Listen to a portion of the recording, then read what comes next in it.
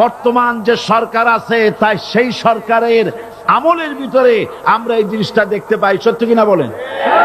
সত্য কিনা বলুন? এই দলটির নাম ছিল আওয়ামী মুসলিম লীগ। এই দলটির নাম ছিল কি? আওয়ামী মুসলিম লীগ।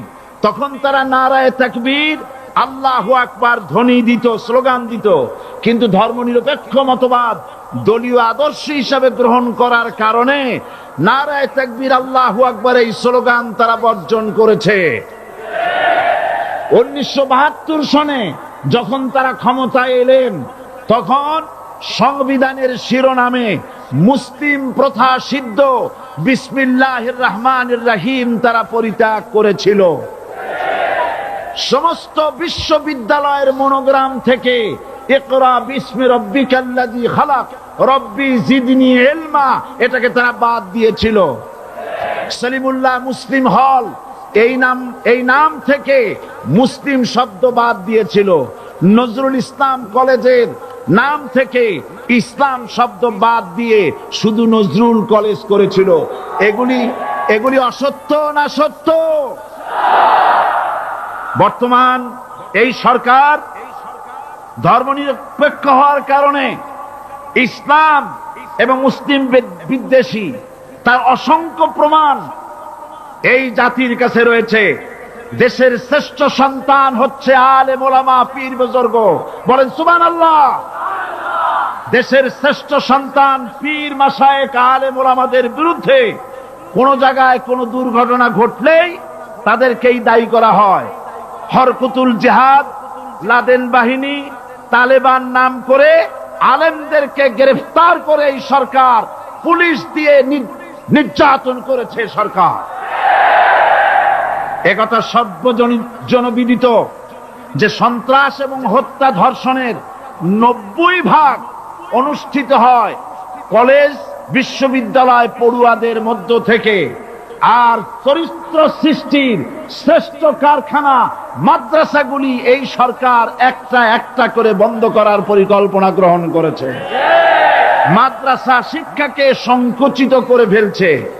শুধু তাই নয়, দেশে অসংখ্য ভালো মন্দ পত্রিকা আছে, আরো রয়েছে ফুটপাতের অসংখ্য অশ্লীল ম্যাগাজিন, পর্ণ পত্রিকা।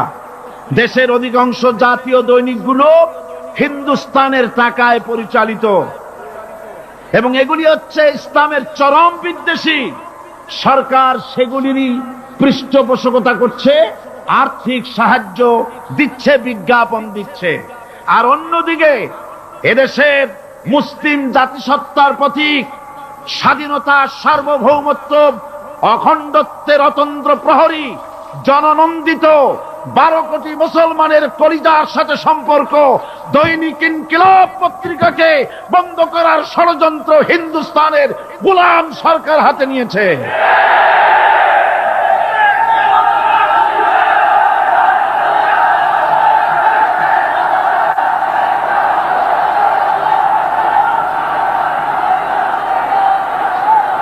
সরকার বস্তুনিষ্ঠ সাংবাদিকতায় ভয় পায়, ইসলামের পক্ষে কথা লিখলে ভয় পায়।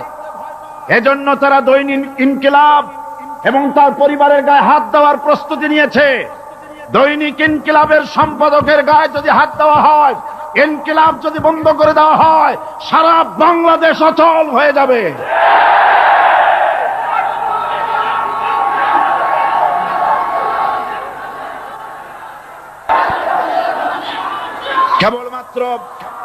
কেবলমাত্র ইসলামী রাষ্ট্র ব্যবস্থাই পারে হত্যা, ধর্ষণ, চুরি, ডাকাতি, জেনা, ব্যভিচার থেকে রক্ষা করে একটি সন্ত্রাসমুক্ত সমৃদ্ধ একটি বাংলাদেশ উপহার দিতে পারে কেবলমাত্র ইসলামী রাষ্ট্র ব্যবস্থা। সুতরাং অবস্থা দৃষ্টে মনে হয় এরা যদি আরেক আল্লাহ না করুন, বলেন আল্লাহ না করেন, আল্লাহ না করেন, আল্লাহ না করেন, এরা যদি আরেকটা বার ক্ষমতায় যেতে পারে, 72-এর সংবিধানকে পুনরুজ্জীবিত করে ধর্মনিরপেক্ষ মতবাদ কায়েম করবে, সেজন্য আজ গোটা তাওহীদবাদী মুসলমানদেরকে জানতে হবে ধর্মনিরপেক্ষ মতবাদ একটি কুফরি মতবাদ। ওলামারা আমাকে সাক্ষী দেন, ধর্মনিরপেক্ষ মতবাদ কুফরি মতবাদ কিনা? এই কুফরি মতবাদকে বাংলাদেশের মাটিতে যাতে কার্যকরী করতে না পারে তার জন্য গোটা তাওহীদি জনতা রুখে দাঁড়ান। আল্লাহ পাক সে তৌফিক গোটা জাতিকে দান করুন বলি আমিন। এবার আসুন কোরআনে কারীমের যে কথাগুলি আমরা আলোচনা করতে চাই আপনাদের সামনে সূরা বাকারার 255 নম্বর আয়াত আমি তেলাওয়াত করে গত 2 দিন আলোচনা করেছি। আজকে আসেন সেই যেখান থেকে শেষ করেছিলাম সেখান থেকে আলোচনা শুরু করে যাক। সবাই আমার সাথে পড়েন, আউযু বিল্লাহি শাইতানির রাজিম, বিসমিল্লাহির রাহমানির রহিম। আল্লাহু লা ইলাহা ইল্লা হুয়াল হাইয়ুল কাইয়্যুম লা তাখুযুহু সিনাতুন ওয়ালা নাওম লাহু মা ফিস সামাওয়াতি ওয়া মা ফিল আরদ মান যাল্লাযী ইয়াশফা'ু 'ইনদাহু ইল্লা বিইذনিহি ইয়ালামু মা বাইনা আইদিহিম ওয়া মা খালফাহুম ওয়া লা ইউহিতুনা বিশাইইন মিন ইলমিহি ইল্লা বিমা শাআ ওয়াসি'a কুরসিয়্যুহুস সামাওয়াতি ওয়াল আরদ ولا يؤوده حفظهما وهو العلي العظيم صدق الله العظيم। আমি এই সূরার এই আয়াতে আলোচনা করতে গিয়ে আপনাদের সামনে বলেছিলাম কোরআন শরীফের সর্বশ্রেষ্ঠ আয়াত হচ্ছে হাদিস অনুযায়ী কোন আয়াত? আয়াতুল কুরসি। আল্লাহ পাকের সার্বভৌমত্বের পরিচয় এই আয়াতে কারিমার মধ্যে আল্লাহ পাক দিয়েছেন। গত 2 দিন আমরা আল্লাহ পাকের সার্বভৌমত্ব এবং তার পরিচয় সম্পর্কে আলোচনা করেছি। আজকে সামনের দিকে আমরা এগোতে থাকবো যতদূর আলোচনা করা যায়। আল্লাহ পাক বলছেন, আল্লাহু লা ইলাহা ইল্লা হুয়াল হাইয়ুল কাইয়্যুম। আল্লাহ হচ্ছেন তিনি যিনি ছাড়া কোনো ইলাহ নাই। লা ইলাহা ইল্লাহু, তিনি ছাড়া কোনো ইলাহ নাই, সার্বভৌমত্বের মালিক কেউ নাই। এই যে লা ইলাহা, কোনো ইলাহ নাই, আমরা কালেমার মধ্যে এই কথাটা বলি। আমাদের কালেমায়ে তাইয়্যিবা আমরা কি উচ্চারণ করি? লা ইলাহা ইল্লাল্লাহু মুহাম্মাদুর রাসূলুল্লাহ।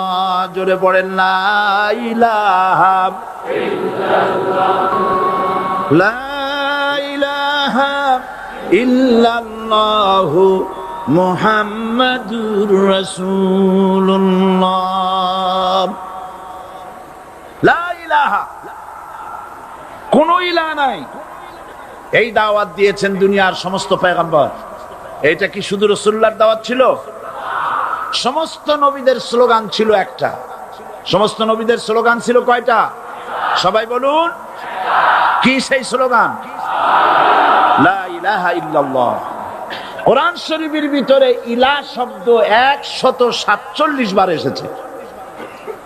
লা ইলাহার অর্থ যদি এই হয় কোন উপাস্য নাই আল্লাহ ছাড়া, কোন মাবুদ নাই আল্লাহ ছাড়া, মুহাম্মদ সাল্লাল্লাহু আলাইহি ওয়াসাল্লাম আল্লাহর প্রেরিত রাসূল, তাহলে তো এত ঝঞ্ঝাট হওয়ার কথা ছিল না। আপনারা বলেন, নবীরা যখনই এই দাওয়াত দিয়েছেন লা ইলাহা ইল্লাল্লাহ, তখন সংঘর্ষ হয়েছে কিনা? হয়েছে কিনা? বাধা আসছে কিনা?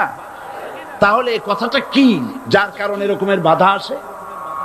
লা ইলাহা ইল্লাল্লাহ, এর চাইতে বিপ্লবাত্মক, এর চাইতে রিভলিউশন সৃষ্টিকারী কথা আল্লাহর আকাশের নিচে জমিনের উপরে আর একটাও হতে পারে না। লা ইলাহা ইল্লাল্লাহ। ইলাহ শব্দের অর্থ শুধু উপাস্য আর মাবুদ নয়। ইলাহ শব্দের অর্থ হচ্ছে আইনদাতা। ইলাহ শব্দের অর্থ হচ্ছে শাসনকর্তা। ইলাহ শব্দের অর্থ হচ্ছে বিধানদাতা। তো লা ইলাহা যখন একটি লোক ঘোষণা করে, তার অর্থ দাঁড়ায় কোনো আইনদাতা নাই, বিধানদাতা নাই, শাসনকর্তা নাই, কারো আইন মানি না, বিধান মানি না, শাসন মানি না, আল্লাহ ছাড়া। কে ছাড়া? আল্লাহ ছাড়া। এই কালেমার দাওয়াত যখন পয়গম্বরেরা দিয়েছেন, তখন 3 শ্রেণীর লোকেরা বাধা দিয়েছে। বলেন কয় শ্রেণী? সবাই বলেন। 3 শ্রেণীর লোকেরা বাধা দিয়েছে। লক্ষ্য করুন। 1 নম্বরে বাধা দিয়েছে রাষ্ট্র শক্তি। 1 নম্বরে বাধা দিল কারা? 2 নম্বরে বাধা দিয়েছে ধনাঢ্য ব্যক্তিবর্গ। 3 নম্বরে বাধা দিয়েছে যারা কায়েমি স্বার্থবাদী ধর্মীয় শক্তি। এই 3টি শ্রেণী সমস্ত নবীদেরকে বাধা দিয়েছে। সেই বাধা অতীতে যারা দিত, এখন আর দেয় না নাকি? এখনো দেয়।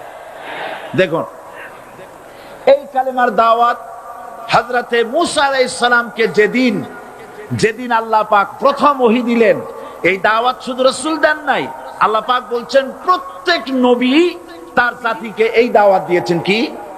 আল্লাহ রাব্বুল আলামিন বলেন, সকল নবী তার কওমকেই বলে দাওয়াত দিয়েছেন, ইয়া কওমি ইবুদুল্লাহা মা লাকুম মিন ইলাহিন গায়রু। হে সম্প্রদায়, আল্লাহ ছাড়া কোনো ইলাহ নাই, তার ইবাদত করো, তারই দাসত্ব করো, তার গোলামি করো। আল্লাহ পাক মূসা আলাইহিস সালামকে যখন নবুয়ত দিলেন, প্রথম যে ওহী এলো, প্রথম ওহীটাই ছিল ইন্নানি আনাল্লাহ লা ইলাহা ইল্লা আনা ফা'বুদনি ওয়া আকিমিস সালাতা লিযিকরি। নিশ্চয়ই আমি আল্লাহ, আমি ছাড়া কোনো ইলাহ নাই, আইনদাতা নাই, বিধানদাতা নাই, সুতরাং আমার দাসত্ব করো এবং আমার শরণার্থে নামাজকে প্রতিষ্ঠা করো। মূসা আলাইহিস সালামকে আল্লাহ পাক ওহী দিয়ে তাকে পাঠালেন। কোথায় পাঠালেন? আল্লাহ পাক বলেন, ইযহাব ইলা ফিরআউনা ইন্নাহু তাগাব। গোটা কওম নাফরমান, আল্লাহর আইন কেউ মানছে না। গোটা কওমের কাছে না পাঠাইয়া আল্লাহ পাক সর্বপ্রথম মূসা আলাইহিস সালামকে দাওয়াত নিয়ে কার কাছে পাঠালেন? ফেরাউনের কাছে। কারণ ফেরাউন হচ্ছে রাষ্ট্রশাসক। ফেরাউন কি? রাষ্ট্রশাসক। নিচের পানি পাহাড়ের উপরে যায় না, উপরের পানি না নিচের থেকে উপরে যায়? উপরে পানি নিচে আসে। সুতরাং দেশ যারা চালায়, এই লোকগুলি যদি ভালো হয়, গোটা দেশ ভালো হয়। আর সমস্ত মানুষটা যদি, রাষ্ট্র যিনি পরিচালনা করেন, এই লোকগুলি যদি খারাপ হয়, গোটা দেশ খারাপ হতে বাধ্য। এই জন্য আল্লাহ পাক বলছেন, সর্বপ্রথম তুমি ফেরাউনের কাছে যাও এবং এই কালেমার দাওয়াত দাও। হযরতে মূসা আলাইহিস সালাম ফেরাউনের কাছে গেলেন আর দাওয়াত দিলেন, ফেরাউন পড়ে নাও, লা ইলাহা ইল্লাল্লাহ। একটি কথা আপনাদের মনে রাখতে হবে, দুনিয়ার কোন ফেরাউন, কোন নমরুদ, কোন সাদ্দাত, কোন হামান কেউ বলে নাই যে আমি আল্লাহ, আমি রাজ্জাক, আমি খালেক, আমি পৃথিবী সৃষ্টি করেছি। কথা কেউ বলেছে? কেউ বলে নাই। কি বলেছে তারা? ফেরাউন বলেছে, মা আলিমতু লাকুম মিন ইলাহিন গায়রি। আমি তো জানি না আমি ছাড়া আরো কোনো ইলাহ আছে, এ কথা আমার জানা নাই। সুতরাং আমি হচ্ছি ইলাহ, আর তুমি বলছো লা ইলাহা। তার মানে হচ্ছে ওই সময় পয়গম্বরেরা, আল্লাহর নবীর সাহাবীরা, তারা জানতেন যে আমরা কিসের দাওয়াত দেই, আর যারা শুনতো তারাও বুঝতো কিসের দাওয়াত শুনতেছি। আজ আমার দেশে একই কালেমার দাওয়াত দেওয়া হয়, কিন্তু মানুষেরা বুঝতে পারে না কি শুনতেছি। ভাষা জানার ব্যাপারে, বোঝার ব্যাপারে হলো আসল বিষয়। এটা বুঝাতে গিয়ে আমি মাঝে মধ্যে একটা দৃষ্টান্ত দেই এভাবে। একজনের একটা রেশনের দোকান ছিল, সেই দোকানে তার একটা ময়না পাখি ছিল, আর ময়না পাখিকে কথা শেখানো যায় সেটা তো আপনারা জানেন।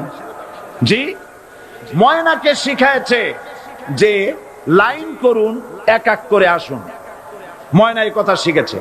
সকালবেলায় যখন রেশনের দোকানে ভিড় পড়ে গেছে, তখন ওই পাখি খাঁচার মধ্যে বসে বলছে লাইন করুন, এক এক করে আসুন। একদিন খাঁচার দরজা খোলা পেয়ে পাখি উড়ে গিয়ে গাছের ডালে বসেছে। আশেপাশে যত পাখি ছিল তারা চিন্তা করলো এই রকমের পাখি তো কখনো দেখি নেই। ময়না তো দেখতে কাকের মতো না, শালিকের মতো না, দেখতে একটা ভিন্ন রকম। ওরা এসে চতুর্দিক থেকে এই নবান্ত এই যে নতুন এসেছে ওরে ঠোকরানো শুরু করেছে চতুর্দিক থেকে। ঠোকরানি খেয়ে ময়না বলতেছে লাইন করুন, এক এক করে আসুন। এখন ময়না তো বোঝে না যে কি বলতেছি, আর যে পাখিরা ঠোকরাচ্ছে তারাও তো বোঝে না যে কি শুনতেছি। ময়না যদি বুঝতো যে আমি কি বলি, সবাই মিলে ঠোকরায়, তাই জান বাঁচে না। লাইন করে ঠোকরাইনি তো কলজে যাবে, সব ঠোঁটে ঠোঁটে চলে বোঝে না। আমাদের অবস্থা তাই হয়েছে। এই যে আপনারা এখানে দাঁড়াইছেন কেন? যারা যেখানে দাঁড়ায় বসা মানুষেরা অনুরোধ করে বসায় দেন। এত বড় বিশাল মাহফিলে আপনি দাঁড়ায়া কোন মানুষকে কষ্ট দিবেন না, জায়েজ নাই। মুসলমানদেরকে কষ্ট দেওয়া কবিরা গুনাহ। বুঝতে পেরেছেন? যে যেখানে দাঁড়িয়েছে আপনারা বসা মানুষেরা তাদেরকে বসায় দেন। এত বড় বিশাল মাহফিলে আপনি দাঁড়ায়া কোন মানুষকে কষ্ট দিবেন না, জায়েজ নাই। মুসলমানদেরকে কষ্ট দেওয়া কবিরা গুনাহ। বুঝতে পেরেছেন? যে যেখানে দাঁড়িয়েছে আপনারা বসা মানুষেরা তাদেরকে বসায় দেন। সুতরাং এই কালেমার দাওয়াত যখন হযরতে মুসা আলাইহিস সালাম দিলেন, ফেরাউন বলল আমি তো জানি না যে আমি ছাড়া আরো কোন ইলা আছে, আইনদাতা তো আমি, তুমি নতুন কোথা থেকে আইনদাতা নিয়ে আসছো?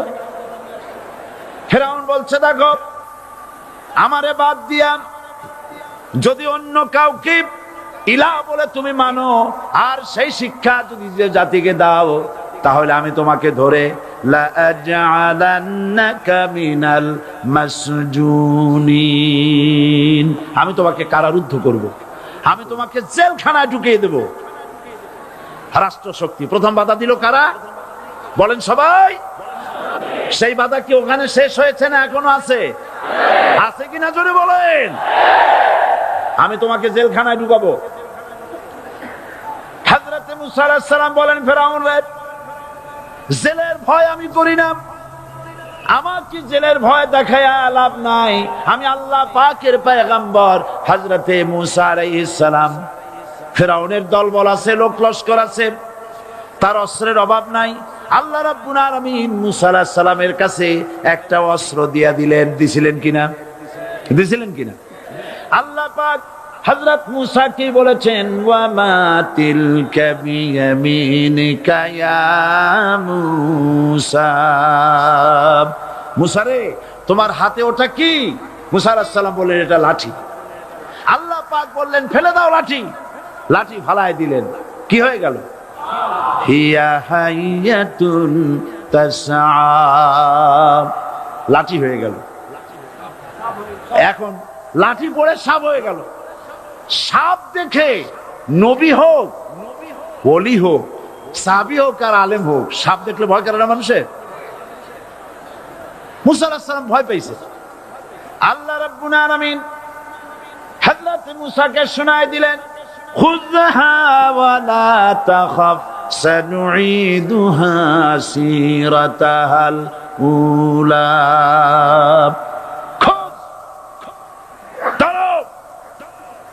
লা তাখাফ, ভয় পেও না।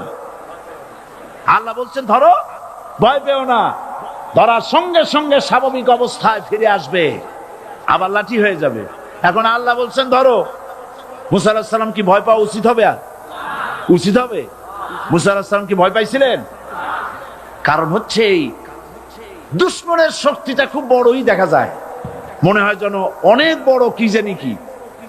আল্লাহ পাক বলছেন ইন্না কাইদাশ শায়তানে কানা দাঈফা, শয়তানের চক্রান্ত যতই তুমি মনে করো অনেক ষড়যন্ত্রের জাল, বিস্তার হয়ে আছে। আল্লাহ কয় কিছুই না, জাইফা অত্যন্ত দুর্বল। আল্লাহ পাক বললেন ধরো। মুসা আলাইহিস সালাম সাপ ধরলেন, সঙ্গে সঙ্গে লাঠি হয়ে গেল। ফেরাউন বরদাস্ত করলো না, রাষ্ট্র শক্তির পক্ষ থেকে আক্রমণ শুরু হলো। অপরাধ কি? মুসা আলাইহিস সালামের অপরাধ কি? কি অপরাধ?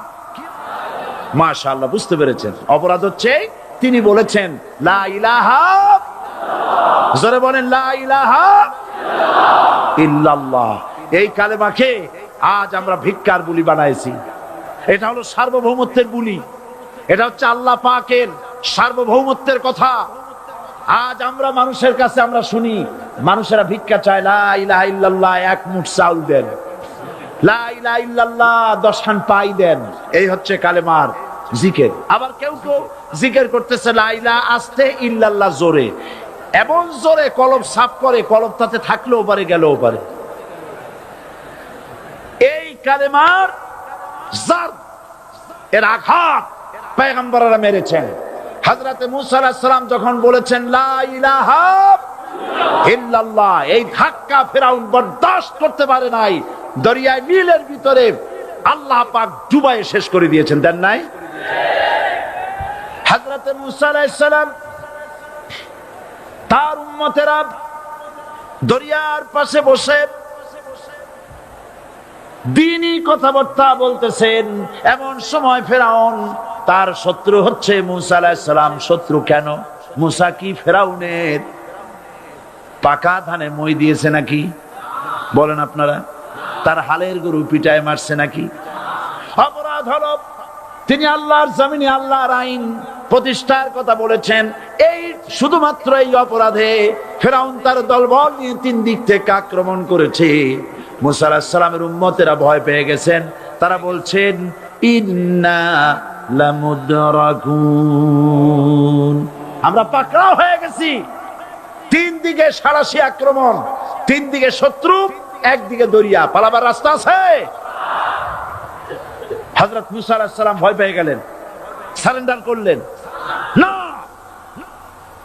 হযরত মুসা আলাইহিস সালাম বললেন কাল্লা, কখনো নয়, ভয় পাওয়ার কোনো কারণ নাই। রব্বি সায়াহদিন, অবশ্যই আমার রব আমার জন্য রাস্তা করে দিবেন। ভয় পাইও না, আমার রব রাস্তা করে দিবেন। আল্লাহ রাব্বুল আলামিন হযরত মুসা আলাইহিস সালামকে অর্ডার করলেন, হাতের লাঠি দিয়া দরিয়ার উপরে আঘাত করো। হযরত মুসা আলাইহিস সালাম দরিয়ার উপর আঘাত করলেন। রাস্তা ছিল দরকার একটার, এক বাড়িতে আল্লাহর হুকুমে লাঠি দিয়ে একটি আঘাত করার সঙ্গে সঙ্গে হযরত মুসার তার সঙ্গী সাথী দরিয়া পার হওয়ার জন্য দরিয়ার মধ্যে দিয়ে আল্লাহ 12টা রাস্তা পয়দা করে দিলেন। সে আল্লাহ আছে না নাই? এত আসতে বলেন কেন? ভয় পাওয়ার কারণ আছে? রাষ্ট্র শক্তি বাধা দিয়েছে সমস্ত নবীদেরকে। কেন? নবীদের চরিত্র খারাপ? জোরে বলেন, নবীদের চরিত্র খারাপ? নবীদের চাইতে মাসুম, বেগুনাহ, উন্নত চরিত্রের মানুষ আল্লাহর আকাশের নিচের জমিনের উপরে আর হয় নাই।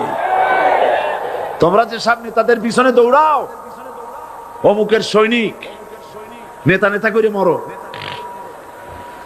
এইসব নেতা যাদের পিছনে দৌড়াও, এই নেতাগুলি, আমি জিজ্ঞেস করি আপনাদেরকে, এই নেতাগুলি জীবনে একবারও জেনা করে নাই? এ ব্যাপারে অনুসারীরা আপনারা কি নিশ্চিত? মিথ্যা কথা জীবনেও কয় নাই, প্রতারণা করে নাই, ঠাট্টা করে নাই, বিদ্রুপ করে নাই, মদ খায় নাই, মানুষ হত্যা করে নাই। কিসের নেতা? নেতা হচ্ছেন সেই ব্যক্তি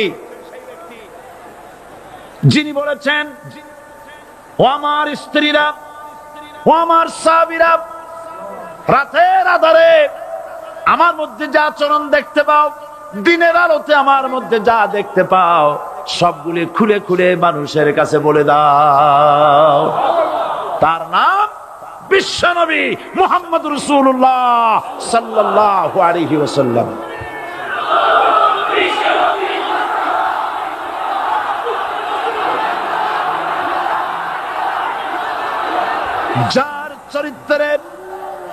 যার চরিত্রের সার্টিফিকেট আল্লাহ রাব্বুল আলামিন নিজে দিচ্ছেন, ওয়া ইন্নাকা লাআলা খুলুকিন আযীম। নবী হে, উন্নত চরিত্রের উপরে আপনি প্রতিষ্ঠিত। সুবহানাল্লাহ। কে সার্টিফিকেট দিচ্ছেন? আযীম, আযীম। আরবিতে চওড়াকে বলা হয় আরিদ, গভীরতাকে বলা হয় আমিক। কত প্রশস্ত, যা মাপার কোনো ফিতা নাই। কত গভীর, যা মাপার কোনো যন্ত্র নাই। এইটাকে আরবিতে বলা হয় আজিম। সুবহানাল্লাহ বলতে ইচ্ছে করে না? ও নবী, তোমার চরিত্র এমন যা মাপার মতো যন্ত্র পৃথিবীতে নাই। এই সার্টিফিকেট দিলেন কে? সমস্ত নবীরাই চরিত্রবান, নবীরা মাসুম, বেগুনাহ। সুবহানাল্লাহ বিহামদিহি। সেই নবীরা মার খান নাই? খেয়েছেন কিনা বলেন? কারা মেরেছে? রাষ্ট্র শক্তি। কারা মেরেছে? কারণ নবীরা বলেছেন লা ইলাহা ইল্লাল্লাহ। পড়েন সবাই, লা ইলাহা ইল্লাল্লাহ। আপনিও যদি নবীদের মতো, সাহাবীদের মতো বুঝা এই কলেমার দাওয়াত দেন, বাধা আসবেই। বোঝাবুঝির ব্যাপার, বুঝতেই সারলো। কত মাহফিল হয় বাংলাদেশে, হয় না? কোনো বাধা নাই, ঠিক কিনা? কত পূজা হয়, পার্বণ হয়, গান হয়, থিয়েটার হয়, গুনাহগার বিবির গান হয়, কত কিছু হয়। কোনো বাধা আছে? তাফসীরের মাহফিলে বাধা। কারণ ওরা বুঝতে পেরেছে এ তাফসীরের মাহফিলে গাজীর গীত হয় না, এ তাফসীরের মাহফিলে আল্লাহর সার্বভৌমত্ব কায়েমের আন্দোলন চলে।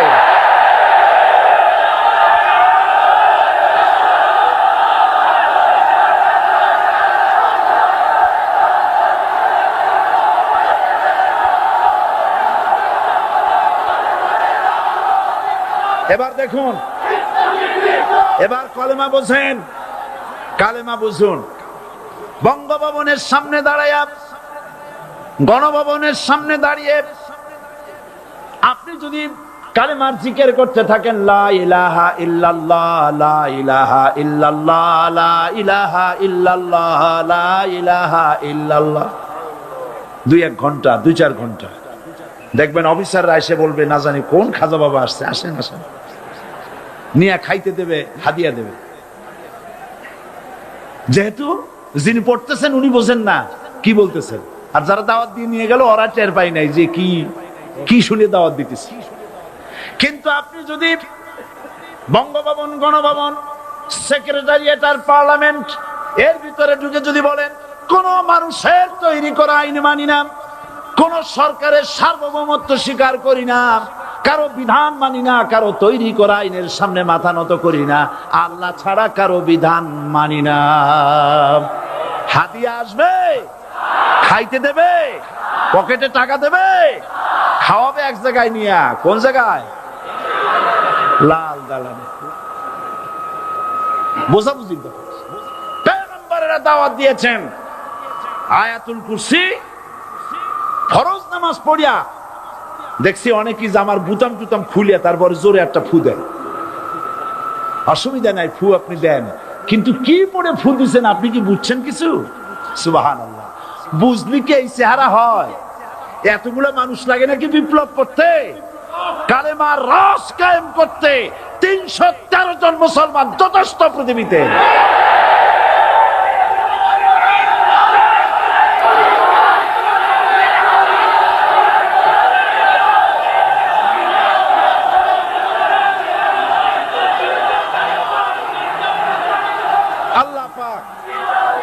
কোরআনে কারীমের মধ্যে আল্লাহ পাক বলেছেন, এমন একজন নবী পাঠাই নাই, ইয়া হাসরাতান আলাল ইবাদ, বান্দার উপরে আফসোস।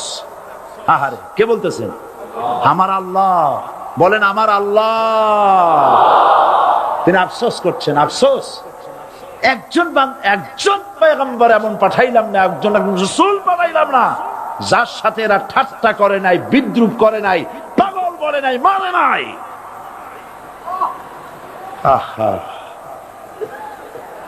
অপরাধ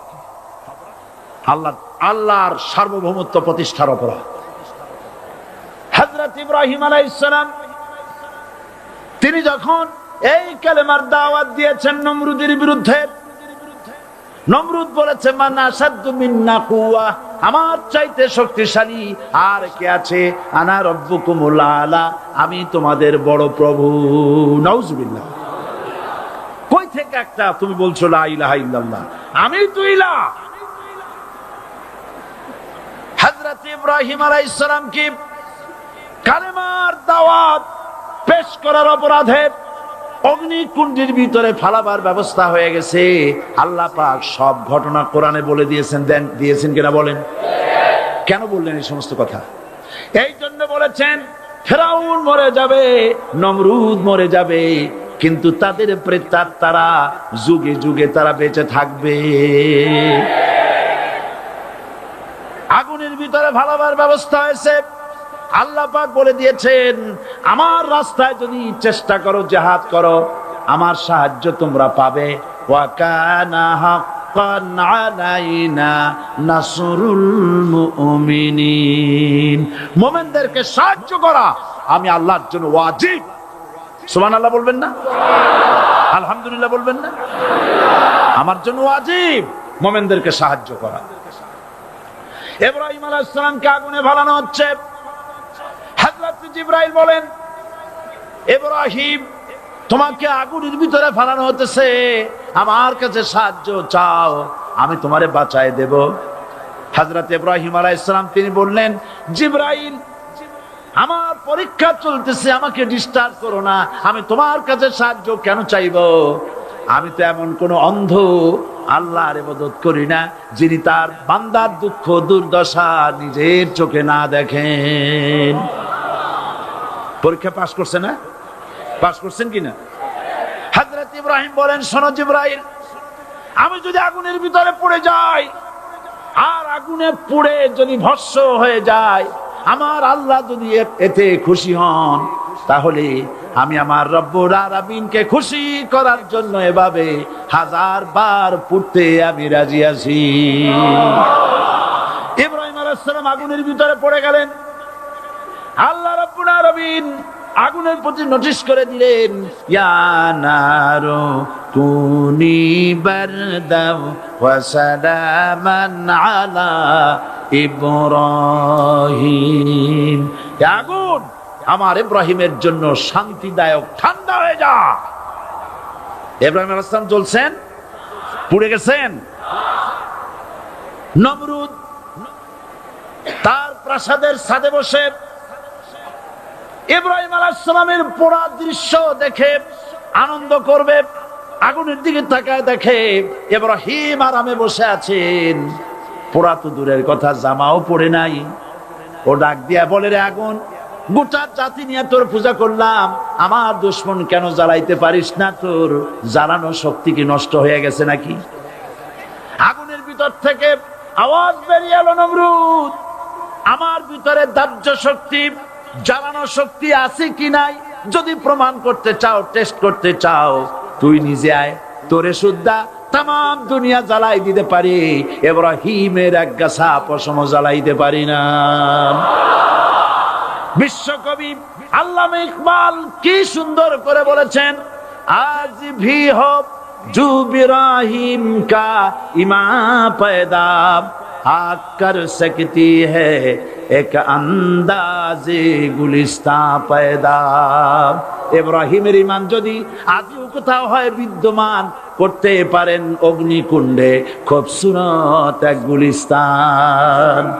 এখনো যদি ইব্রাহিমের সন্তানদেরকে আগুনের মধ্যে ফেলে দেওয়া হয়, আর ইব্রাহিম ঈমান যদি থাকে, আগুনকে ফুলের বাগান বানাবার ক্ষমতা আল্লাহর আছে। চিরকাল আল্লাহ পাক এই কালেমাকে দিয়েছেন আল্লাহর সার্বভৌমত্বকে প্রতিষ্ঠা করার জন্য। আয়াতুল কুরসি শুধু পড়ে বুকে ভু দেওয়ার জন্য নয়, পড়েন আমার সাথে আল্লাহু লা ইলাহা ইল্লা হুয়াল হাইয়ুল কাইয়্যুম।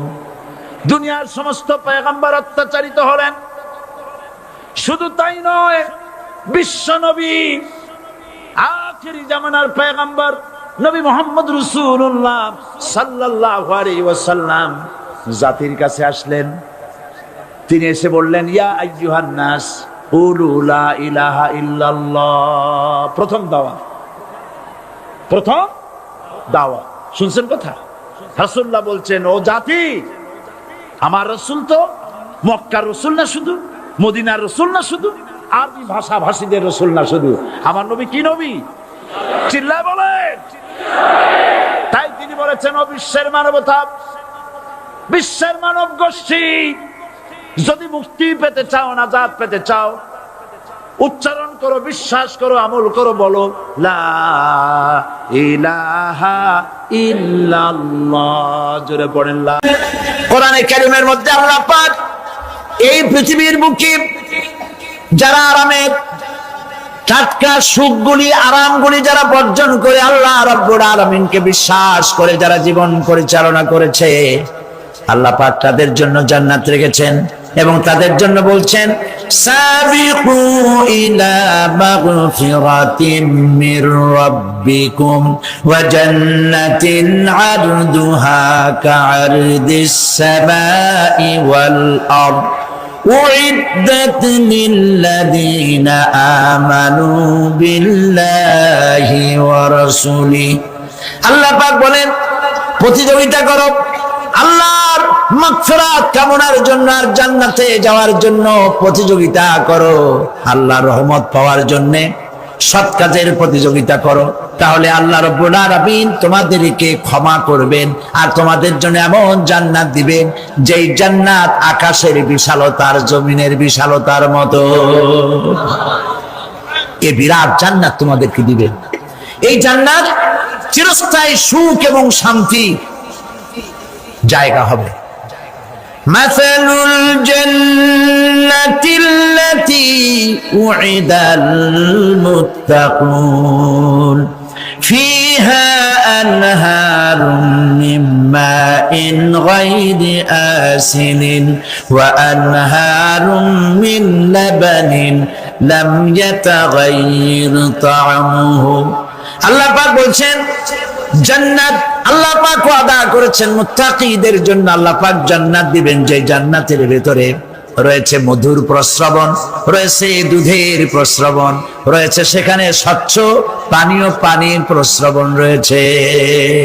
এই সুন্দর জান্নাত, ঝর্ণা ধারা আল্লাহ পাক সৃষ্টি করেছেন, বাগ বাগিচা দিয়ে ভরে রেখেছেন জান্নাত। সেই জান্নাতে জান্নাত হবে এয়ার কন্ডিশন, রোদ্রের তাপ হবে না সেখানে, রোদ্রের খরতাপ হবে না সেখানে, ঠান্ডার প্রচন্ডতা থাকবে না। কিরকম হবে জায়গাটা? আল্লাহ পাক বলছেন, মুত্তাকিনা আলাল আরাইকি লা ইয়ারাউনা ফিহা শামসান ওয়ালা জামহারিরা ওয়া দানিয়াতান আলাইহিম যিলালুহা ওয়া দুল্লিলাত কুতুফুহা তাদলীলা। আল্লাহ পাক এমন জান্নাত রেখেছেন, সেই আল্লাহ পাক সেই জান্নাতের ভিতরে জান্নাতীরা ঠেস লাগায়া মুখোমুখি অবস্থায় তারা সেখানে বসবে, আর জান্নাতীদের মনের মধ্যে কোনো দুঃখ থাকবে না, পেরেশানি থাকবে না। পৃথিবীতে মানুষের দুঃখ থাকে, পেরেশানি থাকে, সেখানে কোনো দুঃখ আর পেরেশানি থাকবে না। সেই জায়গাটা হবে শীতাতপ নিয়ন্ত্রিত, না শীত না গরম, চির বসন্ত বিরাজ করবে। জান্নাতীরা সেখানে থাকবে। এই সুন্দর জান্নাত আল্লাহ পাক রেখেছেন মুত্তাকিদের জন্য। সুবহানাল্লাহ। কাফেরদের জন্য জান্নাত হবে, জাহান্নাম হবে চিরকাল। খালিদিনা ফিহা আবাদান, চিরকাল কাফেরেরা জাহান্নামে থাকবে। সর্বশেষ যে ব্যক্তি জাহান্নাম থেকে মুক্তি লাভ করবে তাকে আল্লাহ পাক বলবেন, ফেরেশতাদেরকে বলবেন, ও আমার ফেরেশতারা, আমার এই বান্দাকে জান্নাত এবং জাহান্নামের মাঝখানে রেখে দাও। জান্নাত এবং জাহান্নামের মাঝখানে লোকটি যখন থাকার জায়গা পাবে সে জান্নাতের দিকে তাকায়া দেখবে আর কাঁদতে থাকবে। আল্লাহ পাক জিজ্ঞেস করবেন, বান্দারে যুগের পর যুগ ধরে জাহান্নামে কেঁদেছো, আমি রব্বুল আলামিন জাহান্নাম মাফ করে দিয়া জান্নাত জাহান্নামের মাঝখানে রেখে দিয়েছি, আযাব থেকে তো বেঁচে গেছো, এখন কাঁদো কেন? লোকটি বলবে, রব্বুল আলামিন কান্দি এই কারণে, জাহান্নাম থেকে মাফ করেছো, তোমার শুকরিয়া আদায় করি। জান্নাত তো আমার কপালে নাই, কিসমতে নাই, কিন্তু জান্নাত আমি এখান থেকে দেখতে পাচ্ছি, জান্নাতের সুঘ্রাণ আমার নাকে আসতেছে, কপালে নাই যাওয়ার। আমি কাঁদি এই জন্য, তুমি যদি মেহেরবানি করে আমাকে জান্নাতের দরজার কাছে একটু দাঁড় করায় দিতা, প্রাণ ভরে তোমার জান্নাতের দৃশ্যটা একটু দেখতাম। আল্লাহ পাক তার আরজি পূরণ করবেন, বলবেন যাও, ফেরেশতাদের বলবেন এর জান্নাতের দরজার কাছে দাঁড় করায় দাও। জান্নাতের দরজার কাছে দাঁড়িয়ে লোকটি আবার কান্না শুরু করবেন। আল্লাহ পাক প্রশ্ন করবেন, এবার কান্দো কেন? লোকটি বলবে, রব্বুল আলামিন কান্দি এই কারণে, জান্নাতের এই দরজায় দাঁড়ায়া জান্নাতের অফুরন্ত নেয়ামত কিছুই ভালো করে দেখা যায় না, শুধু অল্প জায়গা দেখি। যদি তুমি আমারে দয়া করে জান্নাতের মাঝখানে দাঁড় করায় দিতা, চতুর্দিকে তাকায়া তাকায়া দেখা কলিজারে ঠান্ডা বানাইতাম। তবে আমি ওয়াদা করি, জান্নাতের কোনো নাজ নেয়ামত, কোনো ফল আমি খাবো না, ধরবো না, ছুঁইব না। একটুখানি মেহেরবানি করে মাঝখানে দাঁড় করাইয়া দাও, জানদারে ঠান্ডা করি। আল্লাহ রাব্বুল আলামিন ফেরেশতাদের বলবেন, আমার এই বান্দারে জান্নাতের মাঝখানে দাঁড় করাইয়া দে। আল্লাহর নবী বলেন, জান্নাতের মাঝখানে দাঁড়িয়ে লোকটি আগের চাইতে আরো জোরে চিৎকার মেরে কাঁদতে থাকবে। আল্লাহ পাক বলবেন, বান্দারে কি হলো তোর?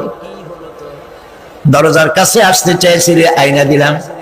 আবার এবার মাঝখানে আসতে চাইছো, তাও এনে দিয়েছি, আবার কান্দো কেন?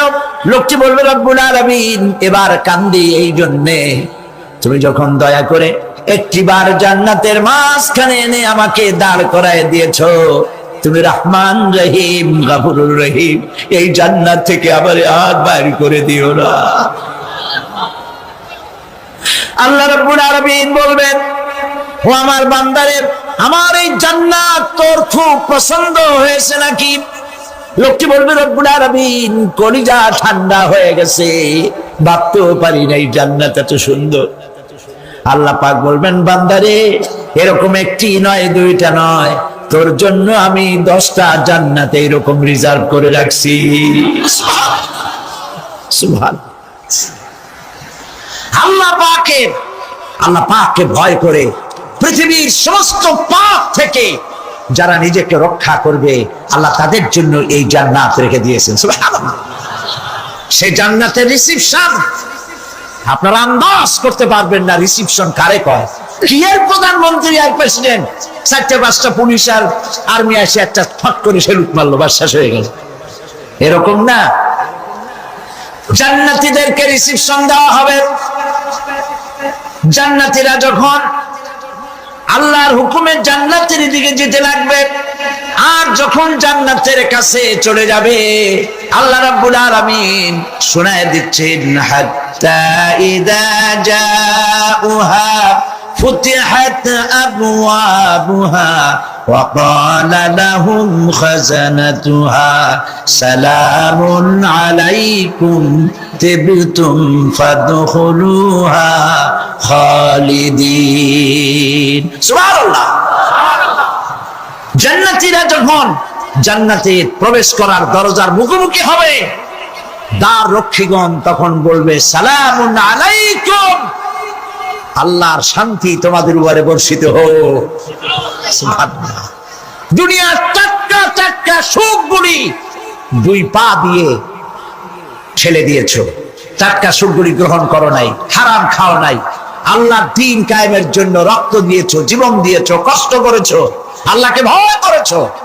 আমাদের সালাম গ্রহণ করো, জান্নাতের মধ্যে ঢুকে যাও চিরকালের জন্য। সুবহানাল্লাহ।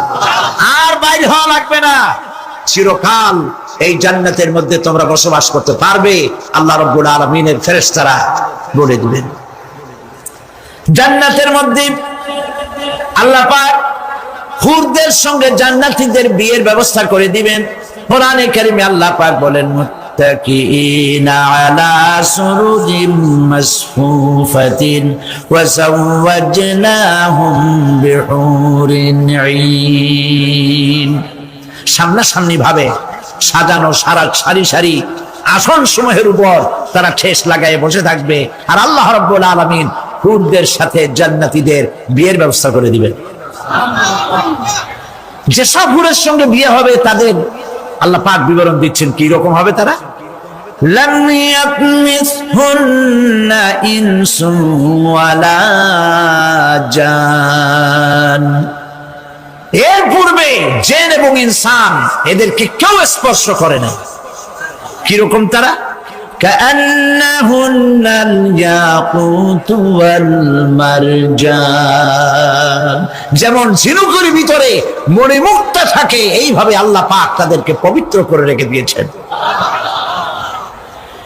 আমার প্রিয় ভাইরা, আল্লাহ রাব্বুল আলামিন কোরআনে কারীমের ভিতরে বলেছেন, ফাবিআইয়ি আলা'i রাব্বিকুমা তুকাযযিবান।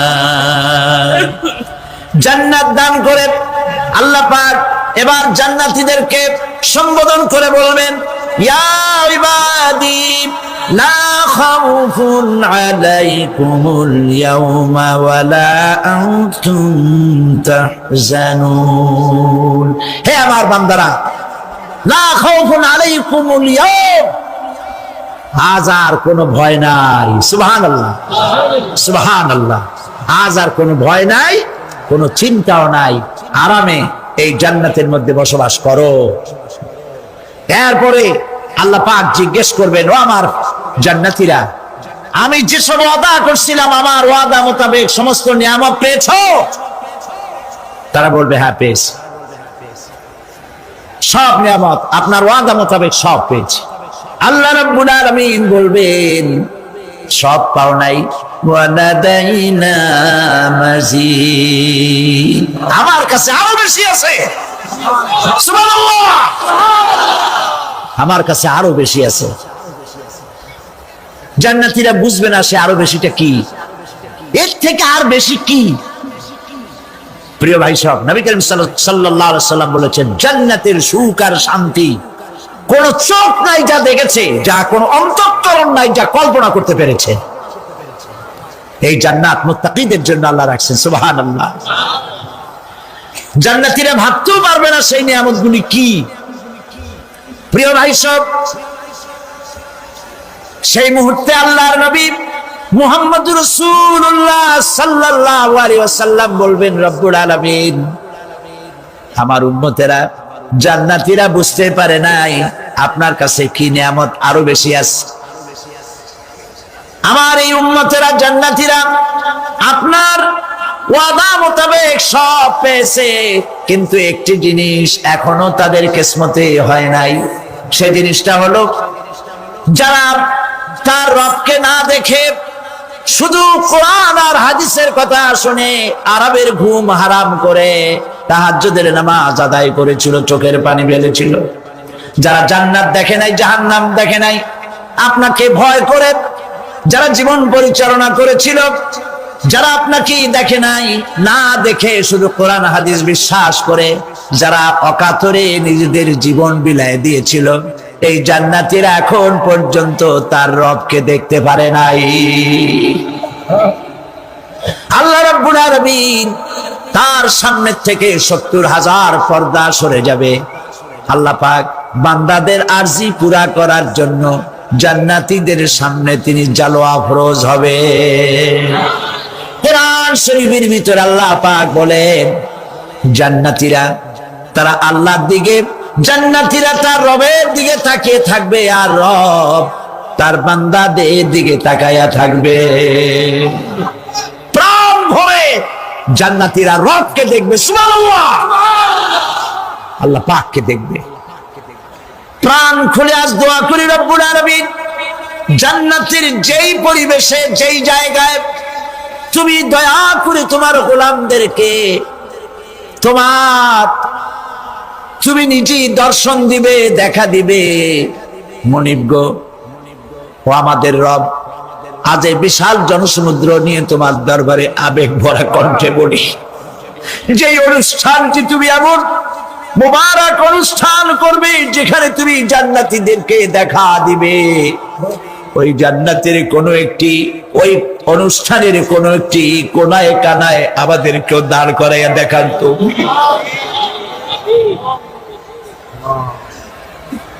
প্রিয় ভাই সব, আল্লাহ রাব্বুল আলামিন মানুষের সামনে এত সব নিয়ামত রেখেছেন, এই জান্নাত দান করবেন। এরপরে আল্লাহ রাব্বুল আলামিন কোরআনে কারীমের মধ্যে বলেছেন, রব্বিস সামাওয়াতি ওয়াল আরদি ওয়া মা বাইনাহুমার রাহমানি লা ইয়ামলিকুনা মিনহু খিতাবা। এসব পুরস্কার রয়েছে তোমাদের সেই রবের পক্ষ থেকে যিনি আকাশ আর জমিনের মালিক। সুবহানাল্লাহ বলবেন না? যার সামনে কথা বলার ক্ষমতা কারো হবে না। এটি একটি মারাত্মক কথা। কিয়ামতের দিন আল্লাহর দরবারে কেউ কথা বলতে পারবে না আল্লাহর নির্দেশ ছাড়া। একটি আকীদা পরিষ্কার করে নিয়ে যান আপনাদের। সে আকীদাটা এভাবে পরিষ্কার করুন, কোন পীর সাহেব, কোন খাজা বাবা, কোন মাওলানা, কোন মুহাদ্দিস, কোন বুজুর্গ আপনাকে সুপারিশ করতে পারবে না যদি না আল্লাহ পাক তাকে কথা বলার তৌফিক না দেন। মনে থাকবে এটা। আয়াতুল কুরসির ভিতরে আমরা পড়ি, মান যাল্লাযী ইয়াশফাউ ইনদাহু ইল্লা বিইযনিহি। আল্লাহ পাক বলেছেন কিয়ামতের দিন আল্লাহর দরবারে কার সাহস আছে কথা বলতে পারে? মান যাল্লাযী ইয়াশফাউ ইনদাহু ইল্লা বিইযনিহি। আল্লাহর অর্ডার ছাড়া, হুকুম ছাড়া আল্লাহর সামনে কথা বলা সেদিন কেউ থাকবে না। সুবহানাল্লাহ। কেউ কথা বলতে পারবে না। সুপারিশ করতে হবে আল্লাহ যারে বলেন তুমি করো, অমুকের জন্য করো, সেই ব্যক্তি শুধু তার জন্যই করতে পারবে, আর কেউ কথা বলতে পারবে না। সেই কঠিন হাসরের ময়দান, যেদিন শুধুমাত্র আল্লাহ পাক কথা বলবেন, আর যারে বলতে বলবেন সেই কেবলমাত্র বলতে পারবে। সুপারিশ এটি আল্লাহ পাক কিয়ামতে পারমিশন দিলে বলা যাবে। হযরত ইব্রাহিম আলাইহিস সালাম, হযরত ইব্রাহিম আলাইহিস সালাম কিয়ামতের দিন তার নিজের পিতা সম্পর্কে সুপারিশ করবেন। রব্বুল আলামিন, আমার আব্বার জন্য সুপারিশ করতেছি, মেহেরবানি করে জাহান্নাম থেকে তারে আপনি রক্ষা করুন। আল্লাহ রব্বুল আলামিন বলবেন, ইব্রাহিম তোমার সুপারিশ মঞ্জুর হবে না। প্রিয় ভাই সব, একটু মাথা খাটান, চিন্তা করেন। জাতির পিতা কে? জাতির পিতা চিল্লায় বলুন, কলিজা সাফ করে ফেলুন। মুসলমানদের জাতির পিতা হাবিজ হাবি কেউ হতে পারে না।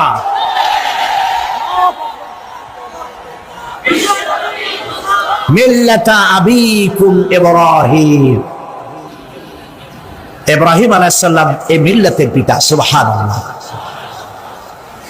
হযরত ইব্রাহিম আলাইহিস সালাম কিয়ামতের দিন বলবেন, আল্লাহ আমার আব্বার জন্য সুপারিশ করছি। আল্লাহ পাক বলবেন মঞ্জুর হবে না। আসর তোমার পিতা হতে পারে, কিন্তু আমার খলিলকে আগুনে ফেলার জন্য নমরুদকে সে সহযোগিতা করেছে, আমি তোমার পিতাকে ক্ষমা করব না। নবী করিম সাল্লাল্লাহু আলাইহি সাল্লামকে সাহাবায়ে কেরাম জিজ্ঞেস করেছেন, হে রাসূল, আপনার আব্বা এবং আম্মার অবস্থা কি হবে? নবী করিম সাল্লাল্লাহু আলাইহি সাল্লাম কেঁদে ফেলেছেন, সাফ বলেছেন, আমি তাদের কোনো উপকারে আসব না। আল্লাহু আকবার। আপনি মনে করছেন নাকি যে ইয়া নবী সালাম আলাইকা বলি অমনি নবী সুপারিশ পাবেন? এত সহজ। কতগুলা রসগোল্লা খাইলেন আর বড় একটা মিছিল করলেন আর অমনি চলে যাবেন? পৃথিবীর সব মানুষ সাহাবায়ে কেরাম বাদ দেন, পৃথিবীর সমস্ত মানুষ একত্রিত হয়ে আবু তালেব রাসূলুল্লাহকে যে ভালোবেসেছেন, ওর 1000 ভাগের 1 ভাগও সারা দুনিয়ার মানুষ রাসূলুল্লাহকেই ভালোবাসতে পারবে? পারবে? নিজের ছেলে আলীকে, আলী রাদিয়াল্লাহু তাআলা আনহুকে আলাদা বিছানায় শোয়াইয়া, ছোট্ট মানুষ হযরত আলী আলাদা জায়গায় রাখিয়া মুহাম্মদুর রাসূলুল্লাহ সাল্লাল্লাহু আলাইহি সাল্লাম এতিম মানুষ তারে কলিজার সাথে বুকের মধ্যে আশ্রয় দিয়ে আগলে রেখেছেন বুক ভরে। সেই আবু তালেব মৃত্যুর সময় নবী করিম সাল্লাল্লাহু আলাইহি সাল্লাম বলেছিলেন, চাচা একটি বার আমার কানে তাওহীদের কালেমা শোনায় দেন।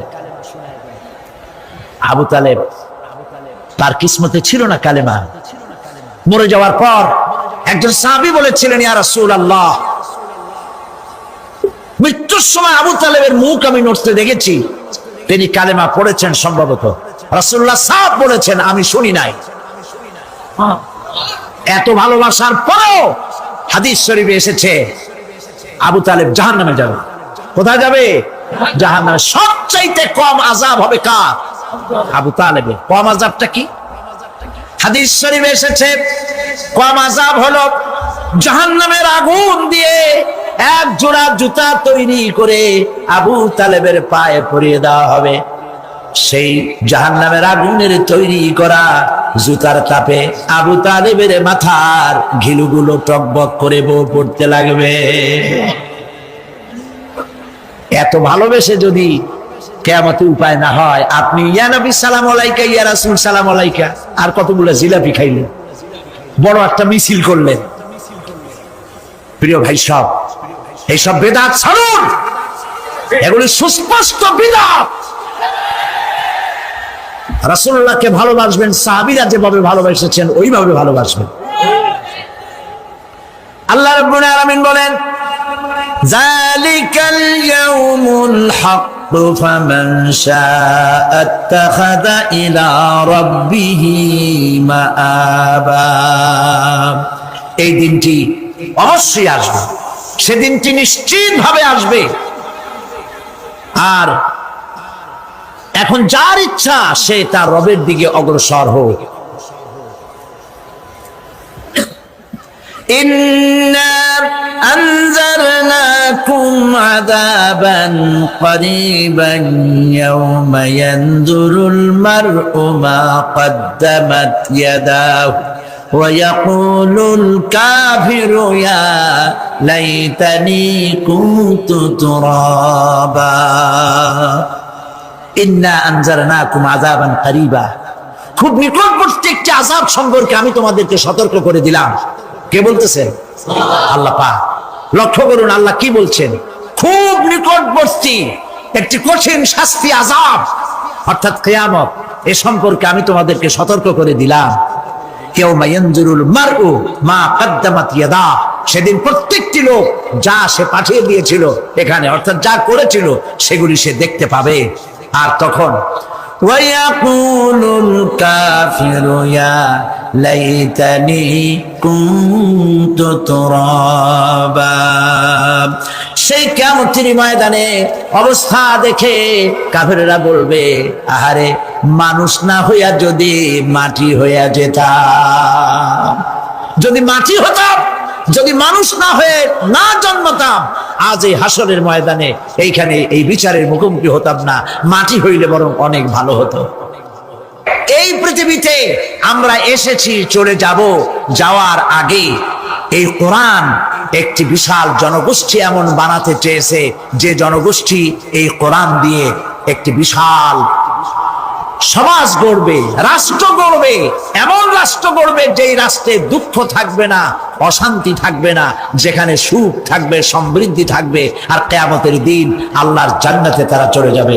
তেমন একটি সমাজকে আমরা চাই। সবাই বলেন, সেরকম একটি সমাজকে আমরা চাই। প্রিয় ভাই সব, কিয়ামতের দিন আমরা যেতে চাই জান্নাতে। কোথায় যেতে চাই বলেন? জোরে বলেন। এই জান্নাতে যাওয়ার জন্য দুইটা কাজ করতে হবে। কয়টা কাজ? আল্লাহ রাব্বুল আলামিন বলেন, فمن كان يرجو لقاء ربه فليعمل عملا صالحا ولا يشرك بعبادة ربه أحدا আল্লাহ পাক বলেন, যে বাজারা আমার সঙ্গে দেখা করতে চায় কিয়ামতে দুইটা কাজ করা লাগবে। বলেন কয়টা কাজ? একটা হলো নেক আমল। কি আমল বলেন? নেক আমল। নেক আমল কারে বলে? নেক আমল করতে হলে আবার দুইটা শর্ত লাগে। এক নম্বরে কাজটা করতে হবে আল্লাহরে খুশি করার জন্য। কারে খুশি করার জন্য? একটা মাদ্রাসা বানাইছি যাতে লোকেরা বলে যে বড় একটা মাদ্রাসা বানাইছে, এই জন্য মাদ্রাসা বানাবেন, মসজিদ বানাবেন, হসপিটাল বানাবেন, যা কিছু করেন নিয়ত হবে আল্লাহকে খুশি করা। নিয়ত হবে কারে খুশি করা? আল্লাহ পাককে খুশি করা। এই হলো নেক আমলের প্রথম শর্ত, কাজ হবে আল্লাহকে খুশি করার জন্য। দুই নম্বরে কাজটি হতে হবে সুন্নতে নববী সাল্লাল্লাহু আলাইহি ওয়াসাল্লামের উপরে। মনে থাকবে, দাড়ি রাখবো। কেন রাখবো? রাসূলের সুন্নাত। রাখবো কারে খুশি করার জন্য? আল্লাহকে খুশি করার জন্য। রাখবো কার মতো? রবীন্দ্রনাথের মতো, কার্ল মার্কসের মতো, কবির মতো নয়। রাখতে হবে কার মতো? নবীর মতো। বুঝে নেন, কাজটা হতে হবে আল্লাহকে খুশি করার জন্য। দুই নম্বরে কাজটা হতে হবে সুন্নতে নববী সাল্লাল্লাহু আলাইহি ওয়াসাল্লামের উপরে হতে হবে। তাহলে এই হলো এক নম্বর। জান্নাতে যাওয়ার জন্য, আল্লাহর সাথে দেখা করার জন্য এক নম্বরের কাজ হলো নেক আমল। বলেন এক নম্বরের কাজ কি? দুই নম্বরের কাজ ওয়ালা ইউশরিক বিইবাদাতি রাব্বিহি আহাদা। আল্লাহ রাব্বুল আলামিনের ইবাদতের সাথে কাউকে শরীক স্থাপন করা যাবে না। আমরা যারা মুসলমান, অধিকাংশ মুসলমান শিরকের ভিতরে মুবতালা হয়ে আছে। বিশ্বাস করেন কিনা বলেন? কাফেররা তো মুশরিক আছেই, ওরা তো মুশরিক আছেই, কিন্তু আমরা মুসলমানেরা আমাদের আমলের মধ্যে আমাদের অজান্তে সবের নিয়তে অনেক শিরক আমরা করে বসি। নাউজুবিল্লাহ। বলেন নাউজুবিল্লাহ। এই জন্য আমি বারবার সতর্ক করি, নিজেকেও করি, আপনাদেরকেও করি। এই কারণে করি, শিরকের গুনাহ আল্লাহ মাফ করবেন না। ইন্না শিরকা লাযুলমুন আযীম। শিরক মস্ত বড় অপরাধ, জুলম, আল্লাহ মাফ করবেন না। আল্লাহর কাছে কান্দে কান্দে মাফ চাওয়া লাগবে যে আল্লাহ শিরক থেকে আমাকে রক্ষা করো, বাঁচাও। অনেক গোপন শিরক আছে। মাজারে যান, পীর সাহেবের কাছে যান, মনে যদি নিয়ত থাকে উনি ফু দিলে আমি ভালো হবই, উনি তাবিজ দিলে আমার বাচ্চা হবেই, উনি আমারে দয়া করলেই আমার ব্যবসায় উন্নতি হবেই, এইটার নাম শিরক। এটার নাম কি? ওয়াইজা সাআলতা ফাসআলিল্লাহ ওয়াইজা ইসতাআনতা ফাসতাইন বিল্লাহ। যা বলার আল্লাহরে বলো, আর যা চাওয়ার কার কাছে চাও? চিল্লায় বলেন। কলিজাটাকে পরিষ্কার করে যান আজকের মাহফিলে। এই কলিজায় কারো প্রতি কোনো ভয় রাখবো না আল্লাহ ছাড়া। ভয় করবো কারে বলেন? মহব্বত আল্লাহ ছাড়া, এত বেশি মহব্বত আর কাউকে করব না। আল্লাহ তাআলা আমাদের কলিজায় তোমার ভয় এবং মহব্বত দিয়ে ভরে দাও। রাসূলের মহব্বত দিয়ে আমাদের দিলকে ভরে দাও। বিশ্বাস করুন ভাই সাহেব, কোরআন শরীফ আমার সামনে, বিশ্বাস করুন। দেশি পীর, বিদেশি পীর, খাজা বাবা দেশি এবং বিদেশি, কেউ আপনার ভাগ্য বদলাই দিতে পারবে না। এই পিছনে দৌড়ায় দৌড়ায় কোনো লাভ নয়। এতক্ষণ মসজিদের ভেতরে বসে আল্লাহর কাছে কাঁদে। ওয়াকালা রাব্বুকুম উদউনি আস্তাজিব লাকুম। তোমার রব বলেছে আমারে ডাকো, আমি ডাকের সাড়া দিয়ে দেব। সুবহানাল্লাহ। আর আল্লাহ বলেছেন আমার ইবাদতের সাথে কাউকে শরীক করবে না। খবরদার। আলাইসাল্লাহু বিকাফিন আবদা। আল্লাহ প্রশ্ন করছেন, আলাইসাল্লাহু বিকাফিন আবদা, আমি কি আমার বান্দার জন্য যথেষ্ট নই? চিল্লায় বলুন অবশ্যই যথেষ্ট, আবার বলেন অবশ্যই যথেষ্ট। কলিজা সাফ করে ফেলেন।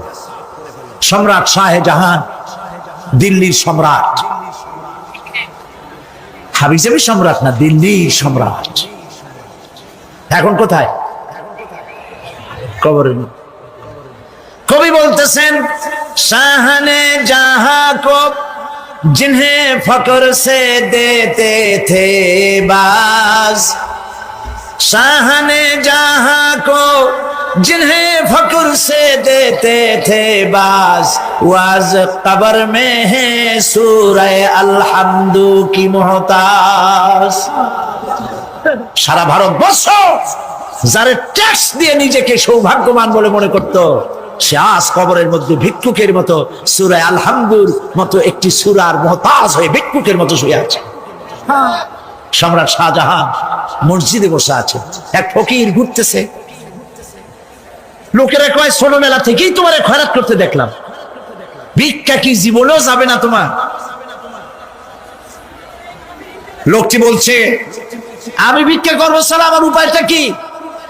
এই লোকটি, আমি ভিক্ষা করা ছাড়া করবো কি? লোকেরা তো আমার 60 টাকা 50 টাকা 100 টাকা দেয় না, 4 আনা 5 আনা 1 টাকা এই আমার দেয়, এ দিয়ে আমি বড় লোক হবো কেমন? লোকটি বলছে, আচ্ছা দেখো, তুমি তো জায়গা মতো যাইতে পারো নাই, বাদশার কাছে যাও, এমন দেওয়া দেবে জীবনে আর খয়রাত করা লাগবে না। তো বাদশার কাছে কি খয়রাতি যাইতে পারে কোনোদিন? হ্যাঁ, এখন পারবা। কেমনে? সম্রাট শাহজাহান এখন একা একা মসজিদে আছেন। তখনকার এসব বাদশারা অনেকে নামাজি ছিলেন, দিনদার ছিলেন। ফকির দরজার কাছে দাঁড়াইয়া দেখতে পাচ্ছে কেউ নাই, দেহরক্ষীরা দূরে দূরে দাঁড়ানো। বাদশাহ মসজিদের ভেতরে বসে হাত তুলে ঝুলতেছে আর কাঁদতেছে, চোখের পানি দিয়া দাঁড়িয়ে ভিজে ভিজে পড়ছে। এই দৃশ্য অনেকক্ষণ দেখলো ফকির। কিছুক্ষণ পর সম্রাট শাহজাহান মসজিদ থেকে বেরিয়ে আসছে। ফকির বলছে, আসসালামু আলাইকুম হুজুর। তিনি বললেন, ওয়ালাইকুম আসসালাম। চলে গেল। বাদশা বলল, আমার কাছে তো কেউ আইসা কিছু না চাইয়া তো যায় না, এর দেখলাম খয়রাতির মতো কিছু চাইলো না, বেটা ভয় করলো নাকি? হ্যাঁ, মেয়ে এদিকে আসো। আসছে। ভয় পাইছো? কয় না, ভয় পাইনি। তো কিছু যে চাইলে না? ফকির বলছে, জাহাপানা, সত্যিই কিছু চাইতে আসছিলাম। তারপর চাইলে না কেন? ফকির বলছে, জাহাপানা, সারা জীবন ভিক্ষা করেছি, আর আজ দিল্লির সম্রাটের কাছে বেশি পাওয়ার লোভে এসেছি না, কিন্তু আপনার দশা দেখা আমার জ্ঞানের চোখ খুলে গেছে। আমি লক্ষ্য করে দেখলাম, আমি সম্রাটের কাছে চাইতে এসেছি, হাত তুলি নাই, বিনয় প্রকাশ করি নাই, চোখের পানি ফেলি নাই, কিন্তু লক্ষ্য করে দেখলাম দিল্লির সম্রাট আমার চাইতেও বড় ভিক্ষুকের মতো। আবার কোন সম্রাটের কাছে হাত তুলে কান্দে? আমার জ্ঞানের চোখ খুলে গিয়েছে, আমি বুঝতে পেরেছি সম্রাট কান্দে যেই সম্রাটের কাছে, তারে ছাড়া আর কারো কাছে জীবনে চাইব না। এই কথাই সূরা ফাতিহায় প্রত্যেকদিন পড়ি, বুঝি না কি পড়ি। ইয়াকা না'বুদু ওয়া ইয়াকা নাস্তাঈন। আয় আল্লাহ, একমাত্র তোমার গোলামি করি আর তোমার কাছে সাহায্য চাই, তুমি ছাড়া কারো কাছে সাহায্য চাই না। কলিজা সাফ করুন। কোন মরা পীর, কোন জিন্দা পীর আপনার মনের আশা পুরা করতে পারবে না, পারবে না, পারবে না।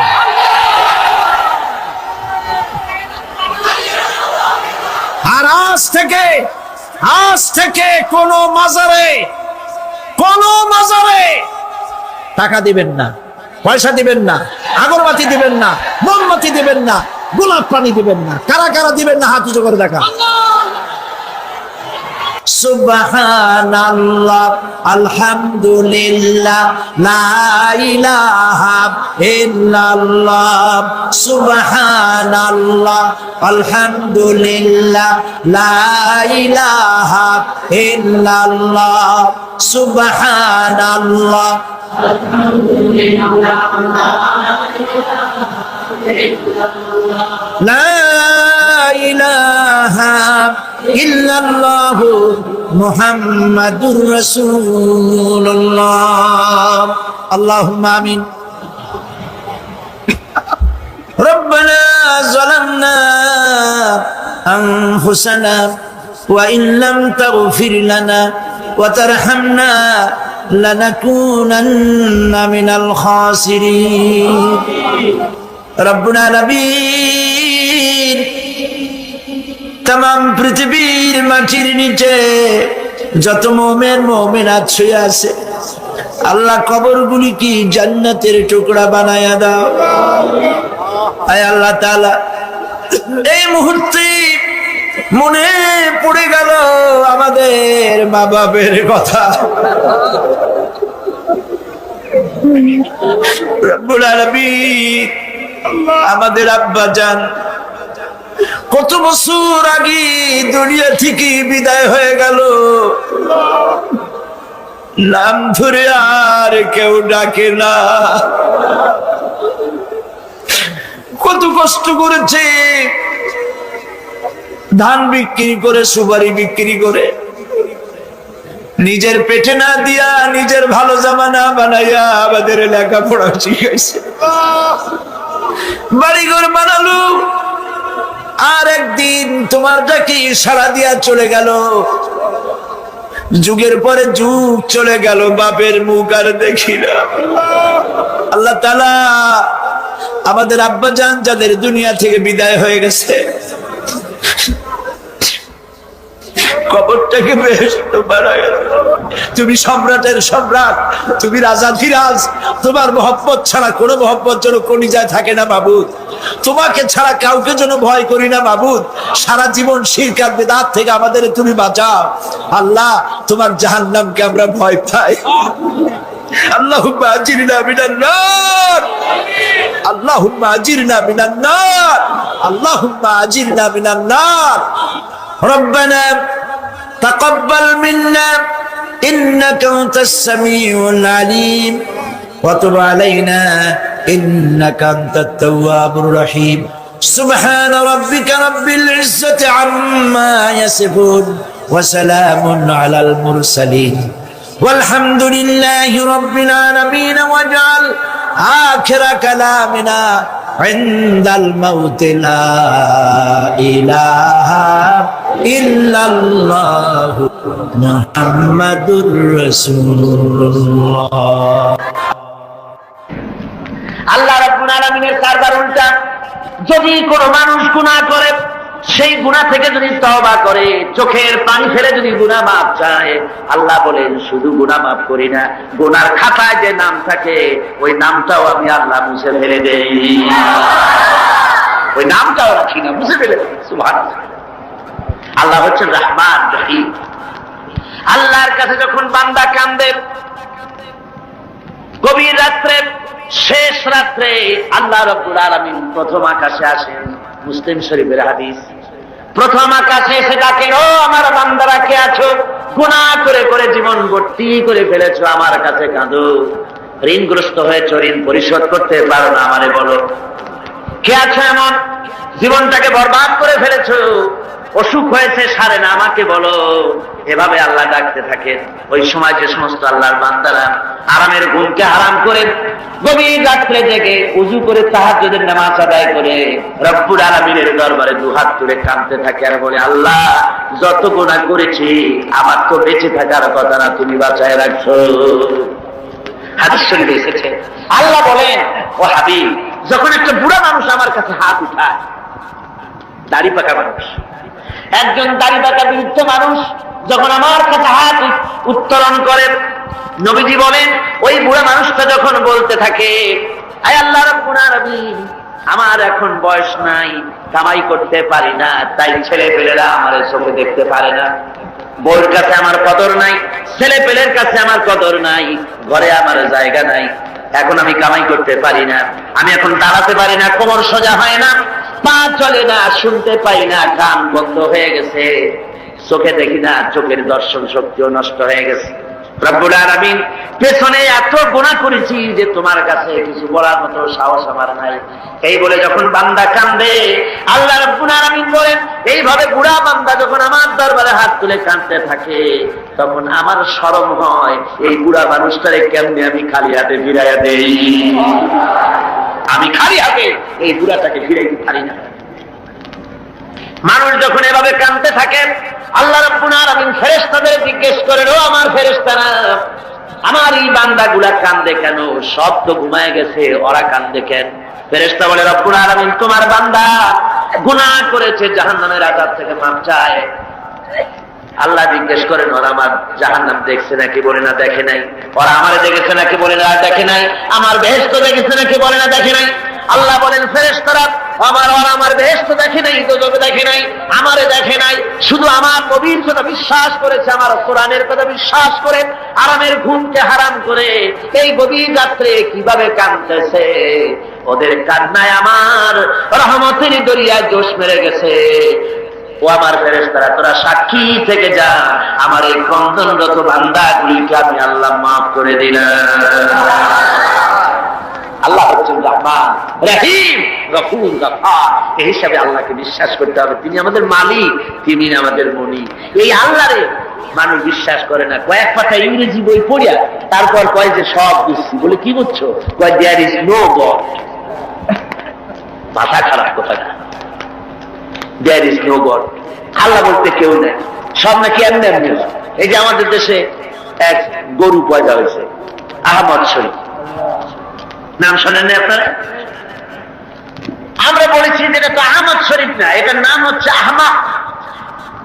আহমাক শরীফ, শরীফ শরীফ মানে ভদ্র, আর শরীফ মানে দুষ্ট, আর আহমক মানে বেকুব। ওর হচ্ছে বোকা, একদিকে বোকা আর একদিকে দুষ্ট। বোকা কেন? বোকা এই জন্য বেচারা ডক্টরের ডিগ্রি করেছে, বিশ্ববিদ্যালয়ের শিক্ষক, লেখাপড়া বিজ্ঞান ব্যক্তি, অথচ মালিক চেনে না। মালিক চেনে, কিন্তু আমাদের দেশে গরুতেও মালিক চেনে। গরুতে মালিক চেনে না। বিলের মধ্যে, খোলার মধ্যে রাতের বেলা যাইয়া আপনি ডাক দেন আপনার গরুরে, যেখানে থাকুক আপনার কাছে ছুটে আসবে, ঠিক কিনা? কর বাড়িতে যদি গরু তো কিছুটা ভদ্র, কুত্তা, এই কুকুর আপনার বাড়িতে যদি শিকারী কুকুর থাকে, রাত্রিবেলায় যদি আপনার বাড়িতে আর একজন যাই ওঠে আর যদি কাশি দেয়, তাহলে তাকে তাড়াইয়া নদী পার করে ছাড়বে না। কর আর আপনি গত রাত্রে যান, আওয়াজ দেওয়া লাগবে না, শুধু একটা কাশি দেবেন, কুকুর এসে আপনার পায়ে ল্যাজ গুলাবে, মুখ ঘষবে, ঠিক কিনা? হ্যাঁ রে, আল্লাহ কুত্তায়ও মালিক চেনে। আহমদ শরীফ এমন গরু, এমন কুকুরের চাইতে নিকৃষ্ট, মালিক রে চিনল না। জোরে কর নাউযুবিল্লাহ। এমন কপাল পোড়া। যেই লেখাপড়া শিখতে পড়ে স্রষ্টাকে চেনা যায় না, ওই বিদ্যা 4 পয়সা মূল্য নাই। আছে মূল্য? মূল্য। আল্লাহ রাব্বুল আলামিনকে গুরু দেখায়, আল্লাহ আবার এগুলোর কিছু কয় টয়। পিঁপড়ায় যদি হাতিরে দেখে কয় যে কত বড় একখান হাতি হয়েছে, এই বলে যদি পিঁপড়া হাতিরে নিন্দামন্দ করে, হাতি কি তেড়ে আসে নাকি? পিঁপড়াকে তাড়াত করে? করেন। মানুষ তো আল্লাহর কাছে মানুষগুলো কি? কিছুই না, পিঁপড়ার চাইতেও ছোট। কিসের বড়াই মানুষের? আল্লাহ বলছেন, ওয়াল্লাহুল গানিয়্যু ওয়া আনতুমুল ফুকারা।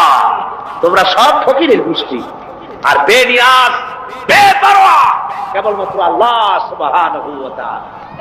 পড়েন সবাই, কুল হুয়াল্লাহু আহাদ আল্লাহুস সামাদ লাম ইয়ালিদ ওয়া লাম ইউলাদ ওয়া লাম ইয়াকুল লাহু কুফুয়ান আহাদ।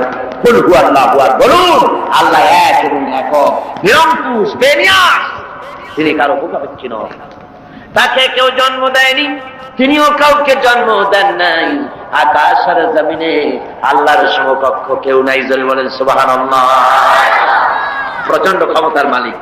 রাতকে দিন বানাতে পারেন, সাগরকে নগর করতে পারেন, নগরকে সাগর বানায় দিতে পারেন, ফকিরকে ধরে প্রেসিডেন্ট বানায় দিতে পারেন, আবার কোটিপতিকে ভিক্ষুকে পরিণত করে দিতে পারেন। যে প্রেসিডেন্ট দেখা যায় গলা থেকে শুরু করে পা পর্যন্ত ফুলের মালা দিয়া বোঝাই, সম্মানের কোনো অভাব নাই।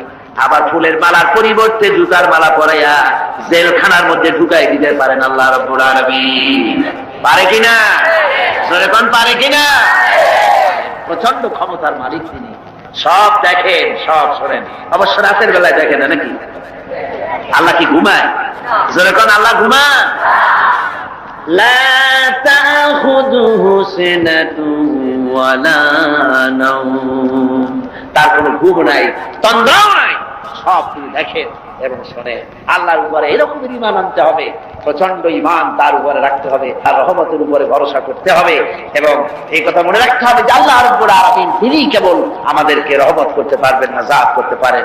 ঈমান আনতে হবে আল্লাহর উপরে। আল্লাহর উপরে ঈমান আনার অর্থই হলো আল্লাহর হুকুম মানা, আল্লাহর আইন মানা, আল্লাহর বিধান মানা, আল্লাহর শাসন মানা।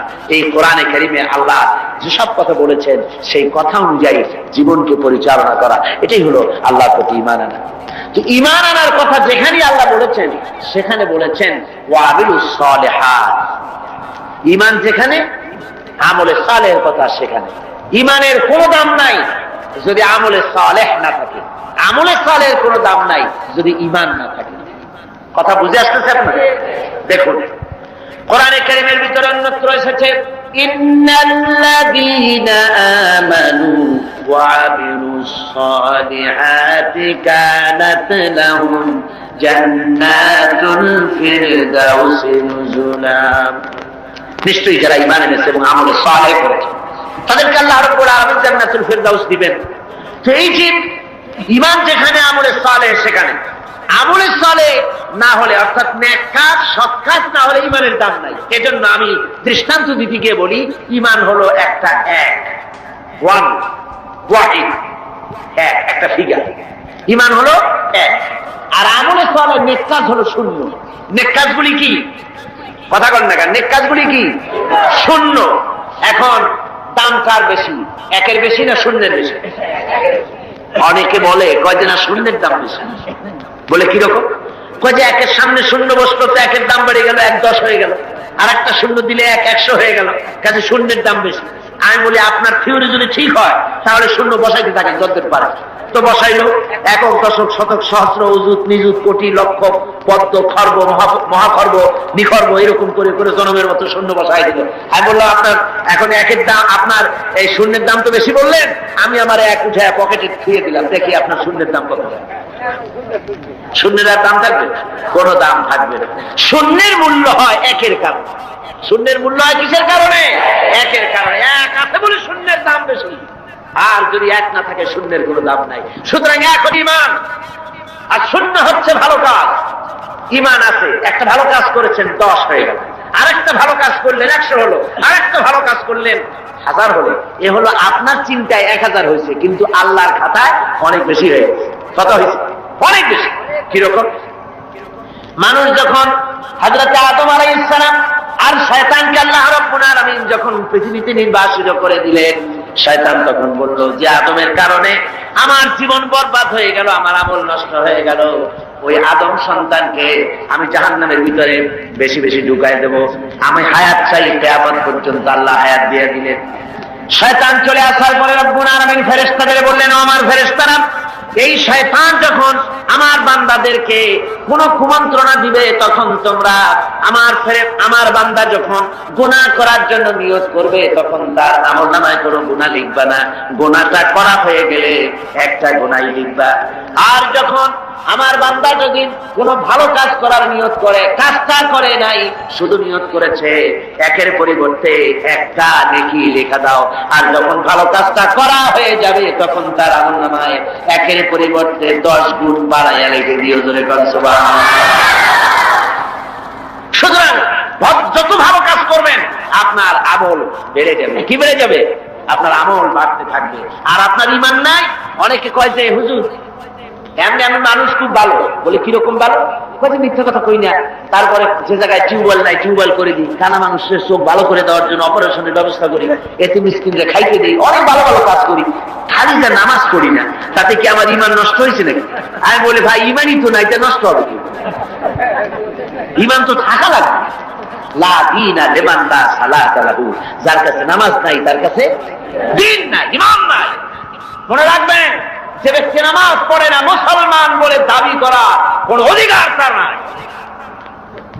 কোন দাম নাই। আপনি নামাজ পড়েন না তো আল্লাহর সামনেই মাথা নত হইল না, আপনি কিসের মুসলমান? ওরকম গরু শগুনিও খায়, কয় যে আমরা গরুর গোস্ত খাই, সমুদ্র তো খায়, তা আমি দাঁড়িয়ে রাখি।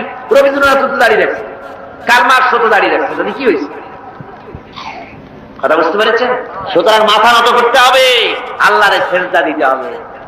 এমনি এমনি মুমিন হতে খাওয়া যাবে না। সবে বরাত আসলো, মাশাআল্লাহ, আগের থেকে রেডি, রুটি তৈরি, গোশত তৈরি, তারপরে গোসল করবে কোন জায়গায় তাও তৈরি। শোনা আছে যে প্রত্যেক ফোটায় ফোটায় 100 করে নেকি হবে গোসলের পানিতে। তেল তোল মাইখিয়া ভালো করে গোসলের জন্য রেডি হয়ে গেছে। গোসল টোসল করিয়া এরপরে গোস্ত খাইলো খুব, গোস্ত টোস্ত খায় তারপরে 2 রাকাত 6 রাকাত নামাজ পড়িয়া ঘুমায় যায়। মনে করলো যে পিছনের গুনাহ মাফ হয়েছে। না, এত সহজ না। কথা বুঝতে পেরেছেন? এত সহজ না। শেষ রাত্রে ঘুমাইয়া ফজর নষ্ট করছে ওই পাগলের মতো।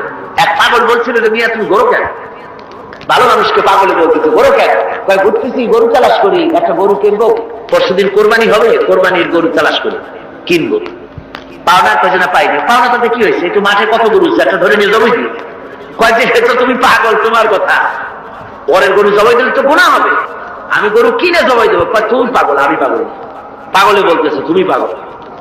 তুমি কোরবানি উপলক্ষে একটা ভালো নিয়ত করে একটা গরু তুমি ধরবা, সে যা করবি ভালো নিয়ত করিয়া কোরবানির দিনে নামাজ পড়িয়া এসে আল্লাহু আকবার বলবে, জবাই দিয়ে দেবে। এখন তুমি চুরি করছো, সেজন্য একটা পাপ হবে, আর আল্লাহ রাস্তায় কোরবানি করছো, সেজন্য একটা সওয়াব হবে। কোরবানির সওয়াব আর চুরির পাপ ভগ্নাংশের মতো কাটাকাটি হয়ে যাবে, গোশত খাওয়া পাপ। মুসলমানের অবস্থা তাই হয়েছে। সারা বছর গুনাহ করে, ওজনে কম, খাদ্যে ভেজাল, চুরি, ডাকাতি, জুয়া, মিথ্যে কথা সব বলে। সবে বরাতে সমানে ইবাদত করে মনে করে পিছনের গুনাহ মাফ হয়ে যাবে, আর রাতের বেলায় খাও গোশত আর রুটি খায় না জনমের মতো। এটার নাম পাগলামি। আচ্ছা, আপনারা শিক্ষিত লোক যারা, তারা তো বোঝেন, আপনারা সবই শিক্ষিত, ভালো মানুষ, আপনারা নিশ্চয়ই বোঝেন বোনাস। ঈদে বিভিন্ন মিল কলকারখানা বোনাস দেয়। বোনাসটা বোঝেন তো? একটু কথা না কইলে আমি বুঝি কেমন বোনাস বোঝেন। ধরুন আদমজি জুট মিল কর্তৃপক্ষ, তারা ঘোষণা করেছে ঈদের একদিন আগে 28শে রমজান অথবা 29শে রমজান আমরা ঈদ বোনাস দেব। এখন ঈদ বোনাসের কথা শুনে ঢাকার থেকে গাড়ি গাড়ি ভর্তি লোক যাইয়া যদি গেটে দাঁড়ায় আমাদের ঈদ বোনাস দেবে, ঈদ বোনাস দেবে ওদের কথা। বোনাস কাদের জন্য? যারা মিলে এমপ্লয়, যারা কর্মচারী, ওদের জন্য বোনাস। বাইরের লোকেরা বোনাস বোনাস করে যদি বেশি চিল্লায়, তাহলে বোনাস পিঠের উপরে দেবে না, পিঠের উপরে বোনাস দিয়ে দেবে। লাইলাতুল কদর, লাইলাতুল বারাত, লাইলাতুল মিরাজ, এগুলি হলো আল্লাহর পক্ষ থেকে মুমিনদের জন্য বোনাস। এই বোনাস কাদের জন্য? যারা নামাজি, যারা দিনদার, যারা চরিত্রবান, যারা ইমানদার, ওদের জন্য বোনাস। সারা বছর নামাজ নাই, শবে বরাত শেষ হয়ে গেলে নামাজ নাই, আর এরা বোনাস পেতে যায় আল্লাহর কাছে। সারা রাত জায়গায় জায়গায় ইবাদত করবা, আর পরের দিন থেকে আবার যে শয়তান সেই শয়তান। কথা বুঝলেন? ওই যে আমি এই কথাটা বললাম, কমরউদ্দিন মুসল্লি সাহেবের নাম মনে আছে না আপনাদের? আরে ভাই কথা বললেন, কমরউদ্দিন মুসল্লি সাহেব, আল্লাহ তাকে বেহেশত নসিব করুন। শুনলাম কোন এক জায়গা থেকে উনি নৌকা বাইয়ে যাচ্ছে, তারপরে রোজার দিন একজনে কয় মুসল্লি সাহেব আমার একটু নেবেন, আমি একটু যাবো। কোন জায়গায় যাবো কোন জায়গায়। তারপরে তারা নিচে নিয়ে সে বলছে যে আমি একটু ভাই আপনারা সাহায্য করে, কয় না ভালো লাগবে না, আমি সব কামাই করি, তুমি বসো। অনেক দূর চলে গেছে। তারপরে সেই লোক একটা সিগারেট ধরেছে। আরে মিয়া, রোজার দিন তুমি সিগারেট ধরাইছো কেন? কয় যে আমি রোজা না। কেন রোজা না? কয় যে আমার পেট ব্যথা করে। পেট ব্যথা করে তুমি সিগারেট খাও কেন? তারপরে উনি নৌকা উল্টা দেশে। কয় আপনি যান কোথায়? উল্টা উজানে। কয় যে তুমি যে জায়গায় দিয়ে উঠছো আমি সেই জায়গায় নামো। কয় যে না, আমার এই জায়গায় নামা দেন, আপনি কষ্ট করে উল্টে যান না। কয় না, কোথায় শয়তান, কোথায় নামাবো? যে জায়গায় শয়তান সেই জায়গায় নামাই দিয়ে আসবে। কমরউদ্দিন মুসল্লি সাহেব জিতাই। আর শুনছেন না আমার ভাইরা, এই রকমের নামাজ নেই, রোজা নাই। অনেক আছে রোজার মাস আসলে গ্যাস্ট্রিকের ব্যারাম হয়, রোজা রাখে না। কি হয়েছে? কয় যে গ্যাস্ট্রিক। আল্লাহ জনমের মতো গ্যাস্ট্রিক বানাই দিতে পারেন কিনা? আবার তা হুঁশিয়ার হয়ে যাবে। এই রমজান বরকতের মাস, রহমতের মাস, পবিত্র মাস। সুবহানাল্লাহ বলেন। আল্লাহ যেন সকলকে রোজা রাখার তৌফিক দেন, জোরে কোন আমিন। রোজা আসছে মানুষের চরিত্র ভালো বানাবার জন্য। খায় রে কপা, এই রোজা আসলে মুসলমানদের মেজাজ যায় খারাপ। হিন্দুরা বিকাল বেলায় মাছের বাজারে যায় না, মুসলমানদের রোজা মেজাজ খারাপ। বেলা 12টার সময় চোখ লাল, 2টার সময় গালাগালি, যারে বলা লাগে ভাই তারে কয় সারা। লোকেরা কয় দুনিয়াতে চেষ্টা কয় যে রোজায় ধরছে। অফিসে গেছে, কাজ করতে পারে না, ঘুমায়। কয় লোক ঘুমায় কেন? কয় যে রোজায় ধরছে। যে রোজা তার চরিত্র ভালো বানাবে, সেই রোজা দিয়ে তার চরিত্র নষ্ট হচ্ছে, তার ঈমান নষ্ট হয়ে যাচ্ছে। তার কারণ হলো ঘুম আসে, মেজাজ খারাপ হয়। মেজাজ খারাপ হয় কেন? পেটে অশান্তি হলে মেজাজ খারাপ হয়। আল্লাহ বলছে যে সারাদিন একটু না খাইয়ে থাকো। আপনি যদি না খাইয়ে থাকেন তাহলে আল্লাহর গোলায় অনেক খাদ্য জমা হবে নাকি? না, সেজন্য রোজা না। রোজার অনেক খায়, তার মধ্যে এটাও গরিব মানুষ যে না খায় থাকে সারাদিন, দুইজনও বোঝো, এটাও একটা। কিন্তু আমরা সারাদিন না খাইয়া ওই ইফতারের সময় সুদে আসলে সব উসুল করি। পেঁয়াজি, বেগুনি, ছোলা, মুড়ি, বুট জনমের মতো খাইয়া মাগরিবের আগে শেষ হয় না। কয় ও মাগরিবটা পড়ে আসি, তারপরে খায়। এমন খাওয়া খায়, খাইয়া তারপরে ডাক্তারের কাছে গেছে। কয় যে ডাক্তার সাহেব আমি তো আর শ্বাস করতে পারিনি। কেন? কয় যে খাইছি বেশি, সবে বরাত তো খুব বেশি খেয়ে ফেলাইছি। কয় 2টা ট্যাবলেট খাও আর 1 গ্লাস পানি। খাওয়া খায়, পেটে উকুন মারা যায়, এমন খাওয়া খায়। এরপর তো ঘুম আসবে, এরপর তো মেজাজ খারাপ হবে। আর আমার সার ঔষধ সমানে বিক্রি হয়। আমার বন্ধুগণ, এই যে অবস্থা, এই অবস্থার জন্য আমরা আমাদের ভাই হতে হবে। এই পবিত্র রজনী আল্লাহ পাক বোনাস স্বরূপ দিয়েছেন দিনদার, ইমানদার, পরেজগার তাদের জন্য, যারা জীবনকে তৈরি করবে ওদের জন্য এই রাত দিয়েছেন। এই রাতকে বেশি বেশি ইবাদত করে জীবনকে পরিশুদ্ধ করতে হবে, আমলে সালেহ করতে হবে, নেক কাজ বেশি বেশি করতে হবে। নেক কাজ কারে কয় সেই ব্যাখ্যাটা সংক্ষেপে দিয়ে দিই। নেক কাজ, আল্লাহ রাব্বুল আলামিন বলেন الذي خلق الموت والحياة ليبلوكم أيكم أحسن عملا। আল্লাহ পাক বলছেন আমি মৃত্যু এবং জীবনকে সৃষ্টি করেছি এই জন্য যে তোমাদের মধ্যে আমলের দিক থেকে কে উন্নত সেটা যাচাই করার জন্য। এখন আমলে আহসানে আমল, উন্নত আমল কি তার ব্যাখ্যা কি? উন্নত আমলের জন্য 2টা শর্ত। উন্নত আমলের জন্য কয়টা শর্ত? ভালো করে বোঝেন আর শোনেন। উন্নত আমলের জন্য 2টি শর্ত। একটি শর্ত হচ্ছে আমলটা হতে হবে আল্লাহর রজামন্দির জন্য, আল্লাহকে খুশি করার জন্য আমলটা হতে হবে। 2 নম্বর শর্ত হচ্ছে আমলটা হতে হবে সুন্নতে নববীর উপরে, রাসূল পাক যেভাবে কাজটি সম্পাদন করেছেন তার উপরে হতে হবে, তাহলে এটা হবে আহসানে আমল। আপনি নামাজটা কেমনে পড়বেন? আপনার পীর সাহেব যেমন পড়েন ওই রকম, আপনার মাওলানা সাহেব যেমন পড়েন ওই রকম, আপনার মুহাদ্দিস সাহেব ওই রকম না। আমার নামাজ পড়তে হবে, রাসূল পাক সাল্লাল্লাহু আলাইহি ওয়াসাল্লাম বলেছেন সাল্লু কামা রাআইতুমুনি উসাল্লি, নামাজ পড়ো সেইভাবে যেভাবে আমাকে পড়তে দেখো। সুবহানাল্লাহ। রাসূল হচ্ছেন মডেল, সব ব্যাপারে আদর্শ। জনাবে মুহাম্মদ রাসূলুল্লাহ সাল্লাল্লাহু আলাইহি ওয়াসাল্লাম, তার অনুকরণ অনুসরণ জীবনের সব ক্ষেত্রে করতে হবে। তাহলেই প্রত্যেকটি কাজ আহসানে আমল হবে, উন্নত মানের কাজ হবে। যদি সত্যিকারের আমরা সে আমলটাকে আল্লাহকে খুশি করার জন্য করি, তাহলে বুঝতে হবে প্রথম কাজ ঈমান, 2 নম্বরে নেক কাজ। 2 নম্বরে কি? নেক কাজ। যদি ঈমান না থাকে আর অনেক ভালো ভালো কাজ আপনি করেছেন তাহলে হবে 0 + 0 + 0 = কত হবে? 0ই। এই জন্য কাজটি আল্লাহকে খুশি করার জন্য হতে হবে। নেক কাজ দিয়ে জীবনকে ভরে ফেলে দিতে হবে, জীবনকে ভরে ফেলে দিতে হবে। 3 নম্বরের যে কথাটি জীবন সফল হওয়ার জন্য তা হচ্ছে ইল্লাল্লাযীনা আমানু ওয়া আমিলুস সালিহাতি ওয়া তাওয়াসাউ বিল হাক্কি ওয়া তাওয়াসাউ বিস সাবর। ঈমান, আমলে সালেহ আর 3 নম্বরের কাজ হলো হকের দাওয়াত দেওয়া। 3 নম্বরের কাজ কি? বলুন 3 নম্বরের কাজ কি?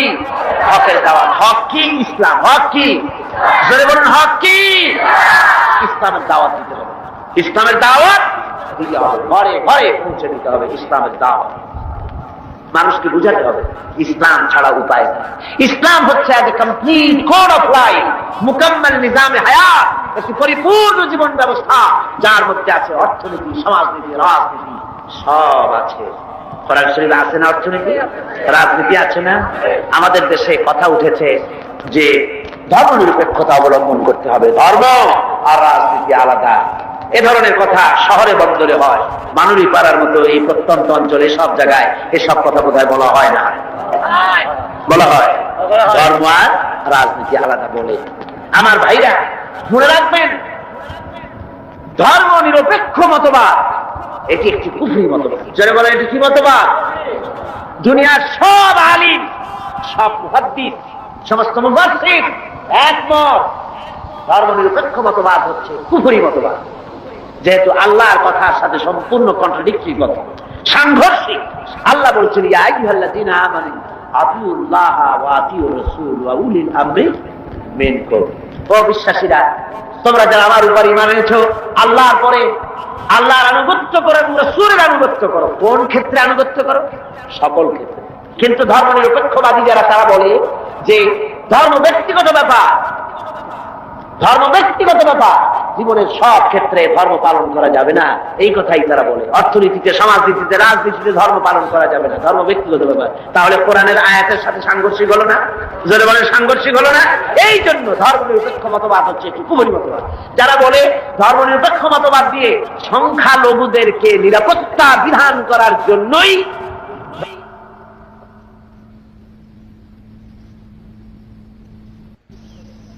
ধর্ম নিরপেক্ষ মতবাদ, এই কথা যারা বলে, তাদের জন্য দেখতে হবে ভারতে ধর্ম নিরপেক্ষ মতবাদ একটি স্বীকৃত শাসনতান্ত্রিক স্বীকৃত মতবাদ।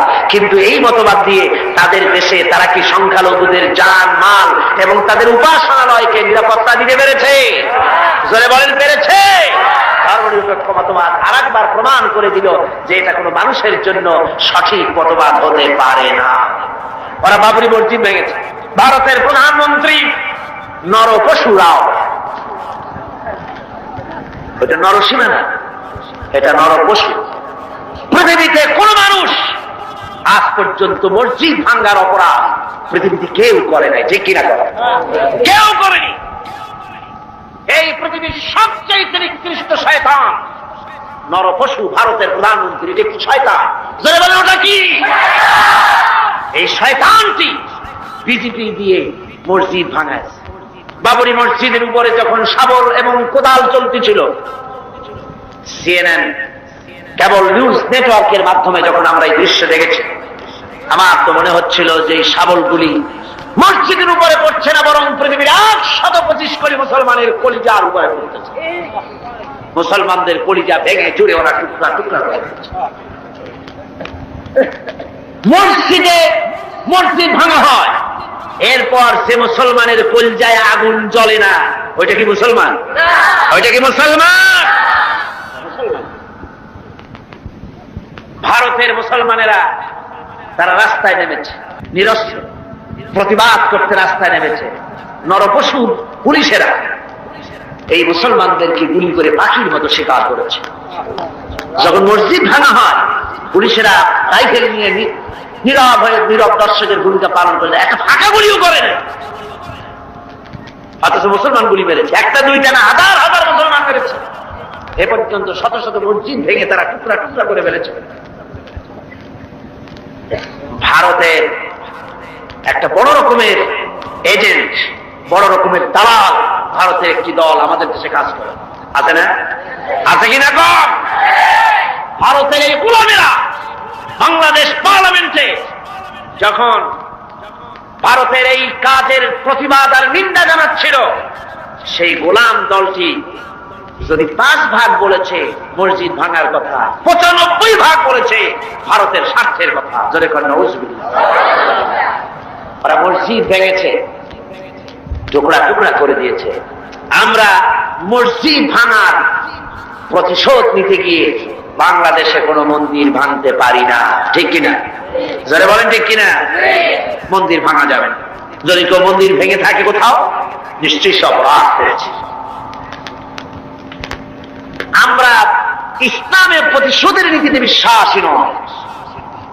অপরাধ করেছে ভারতীয় হিন্দুরা, সেজন্য বাংলাদেশের হিন্দুরা দায়ী নয়। ভারতের বাবরি মসজিদ ভাঙার ব্যাপারে বাংলাদেশের বসবাসরত নাগরিক হিন্দুরা কিছুতেই দায়ী নয়, ঠিক কিনা? একথা মনে রাখতে হবে।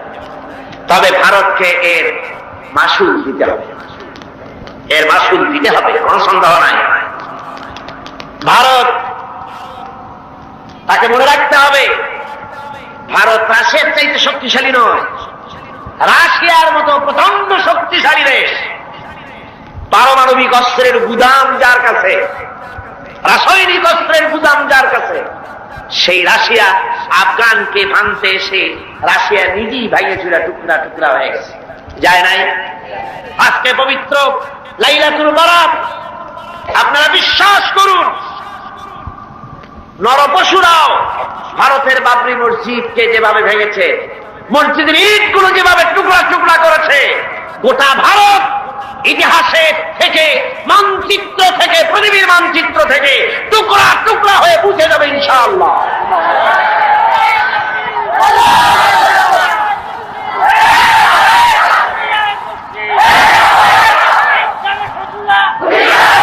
আজ হিন্দুস্তানের সঙ্গে মুসলমানদের একটা লড়াই হবে, হিন্দুস্তানের সাথে মুসলমানদের একটা যুদ্ধ হবে। এটা আমার কথা নয়, এটা বলেছেন বিশ্বনবী জনাবে মুহাম্মদ রাসূলুল্লাহ সাল্লাল্লাহু আলাইহি ওয়াসাল্লাম। ইবনে মাজাহ শরীফের হাদিস। হযরত আবু হুরায়রা রাদিয়াল্লাহু তাআলা আনহু হচ্ছেন রাবী। হযরত আবু হুরায়রা তিনি বলছেন, রাসূলুল্লাহ সাল্লাল্লাহু আলাইহি ওয়াসাল্লাম বলেছেন, দুই শ্রেণীর লোক কিয়ামতে জাহান্নাম থেকে মুক্ত বলে ঘোষিত হবে।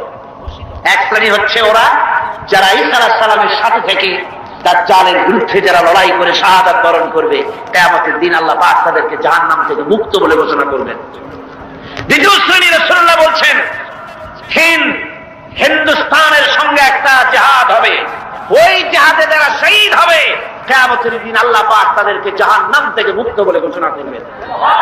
হযরত আবু হুরায়রা বলেছেন, এই হাদিস বর্ণনা করে তিনি বলেছেন, আল্লাহ যদি আমাকে সেই পর্যন্ত বাঁচায় রাখেন, তাহলে হিন্দুস্তানের ওই লড়াইতে শরীক হয়ে আমি যদি শহীদ হতে পারি, তাহলে কিয়ামতের দিন জাহান্নাম থেকে আমিও মুক্ত বলে আল্লাহর কাছে ঘোষিত হতে পারবো, এবং মুক্ত হয়ে আমি মুক্তভাবে বিচরণ করতে পারবো। এই আশা তিনি পোষণ করে দুনিয়া থেকে বিদায় গ্রহণ করেছেন। সেই জিহাদ আজও হয়নি, ইতিহাস তা প্রমাণ করে না। জিহাদ একটা হবে ভারতের সাথে। সেই জিহাদ বাংলাদেশের সেনাবাহিনী, বাংলাদেশের বিডিআর আর পুলিশ নয়, শুধু 11.5 কোটি তাওহীদি জনতা কাঁধে কাঁধ মিলিয়ে বাবরি মসজিদ ভাঙার প্রতিশোধ ভারতের কাছ থেকে কড়ায় গন্ডায় আদায় করে ছাড়বে ইনশাআল্লাহ।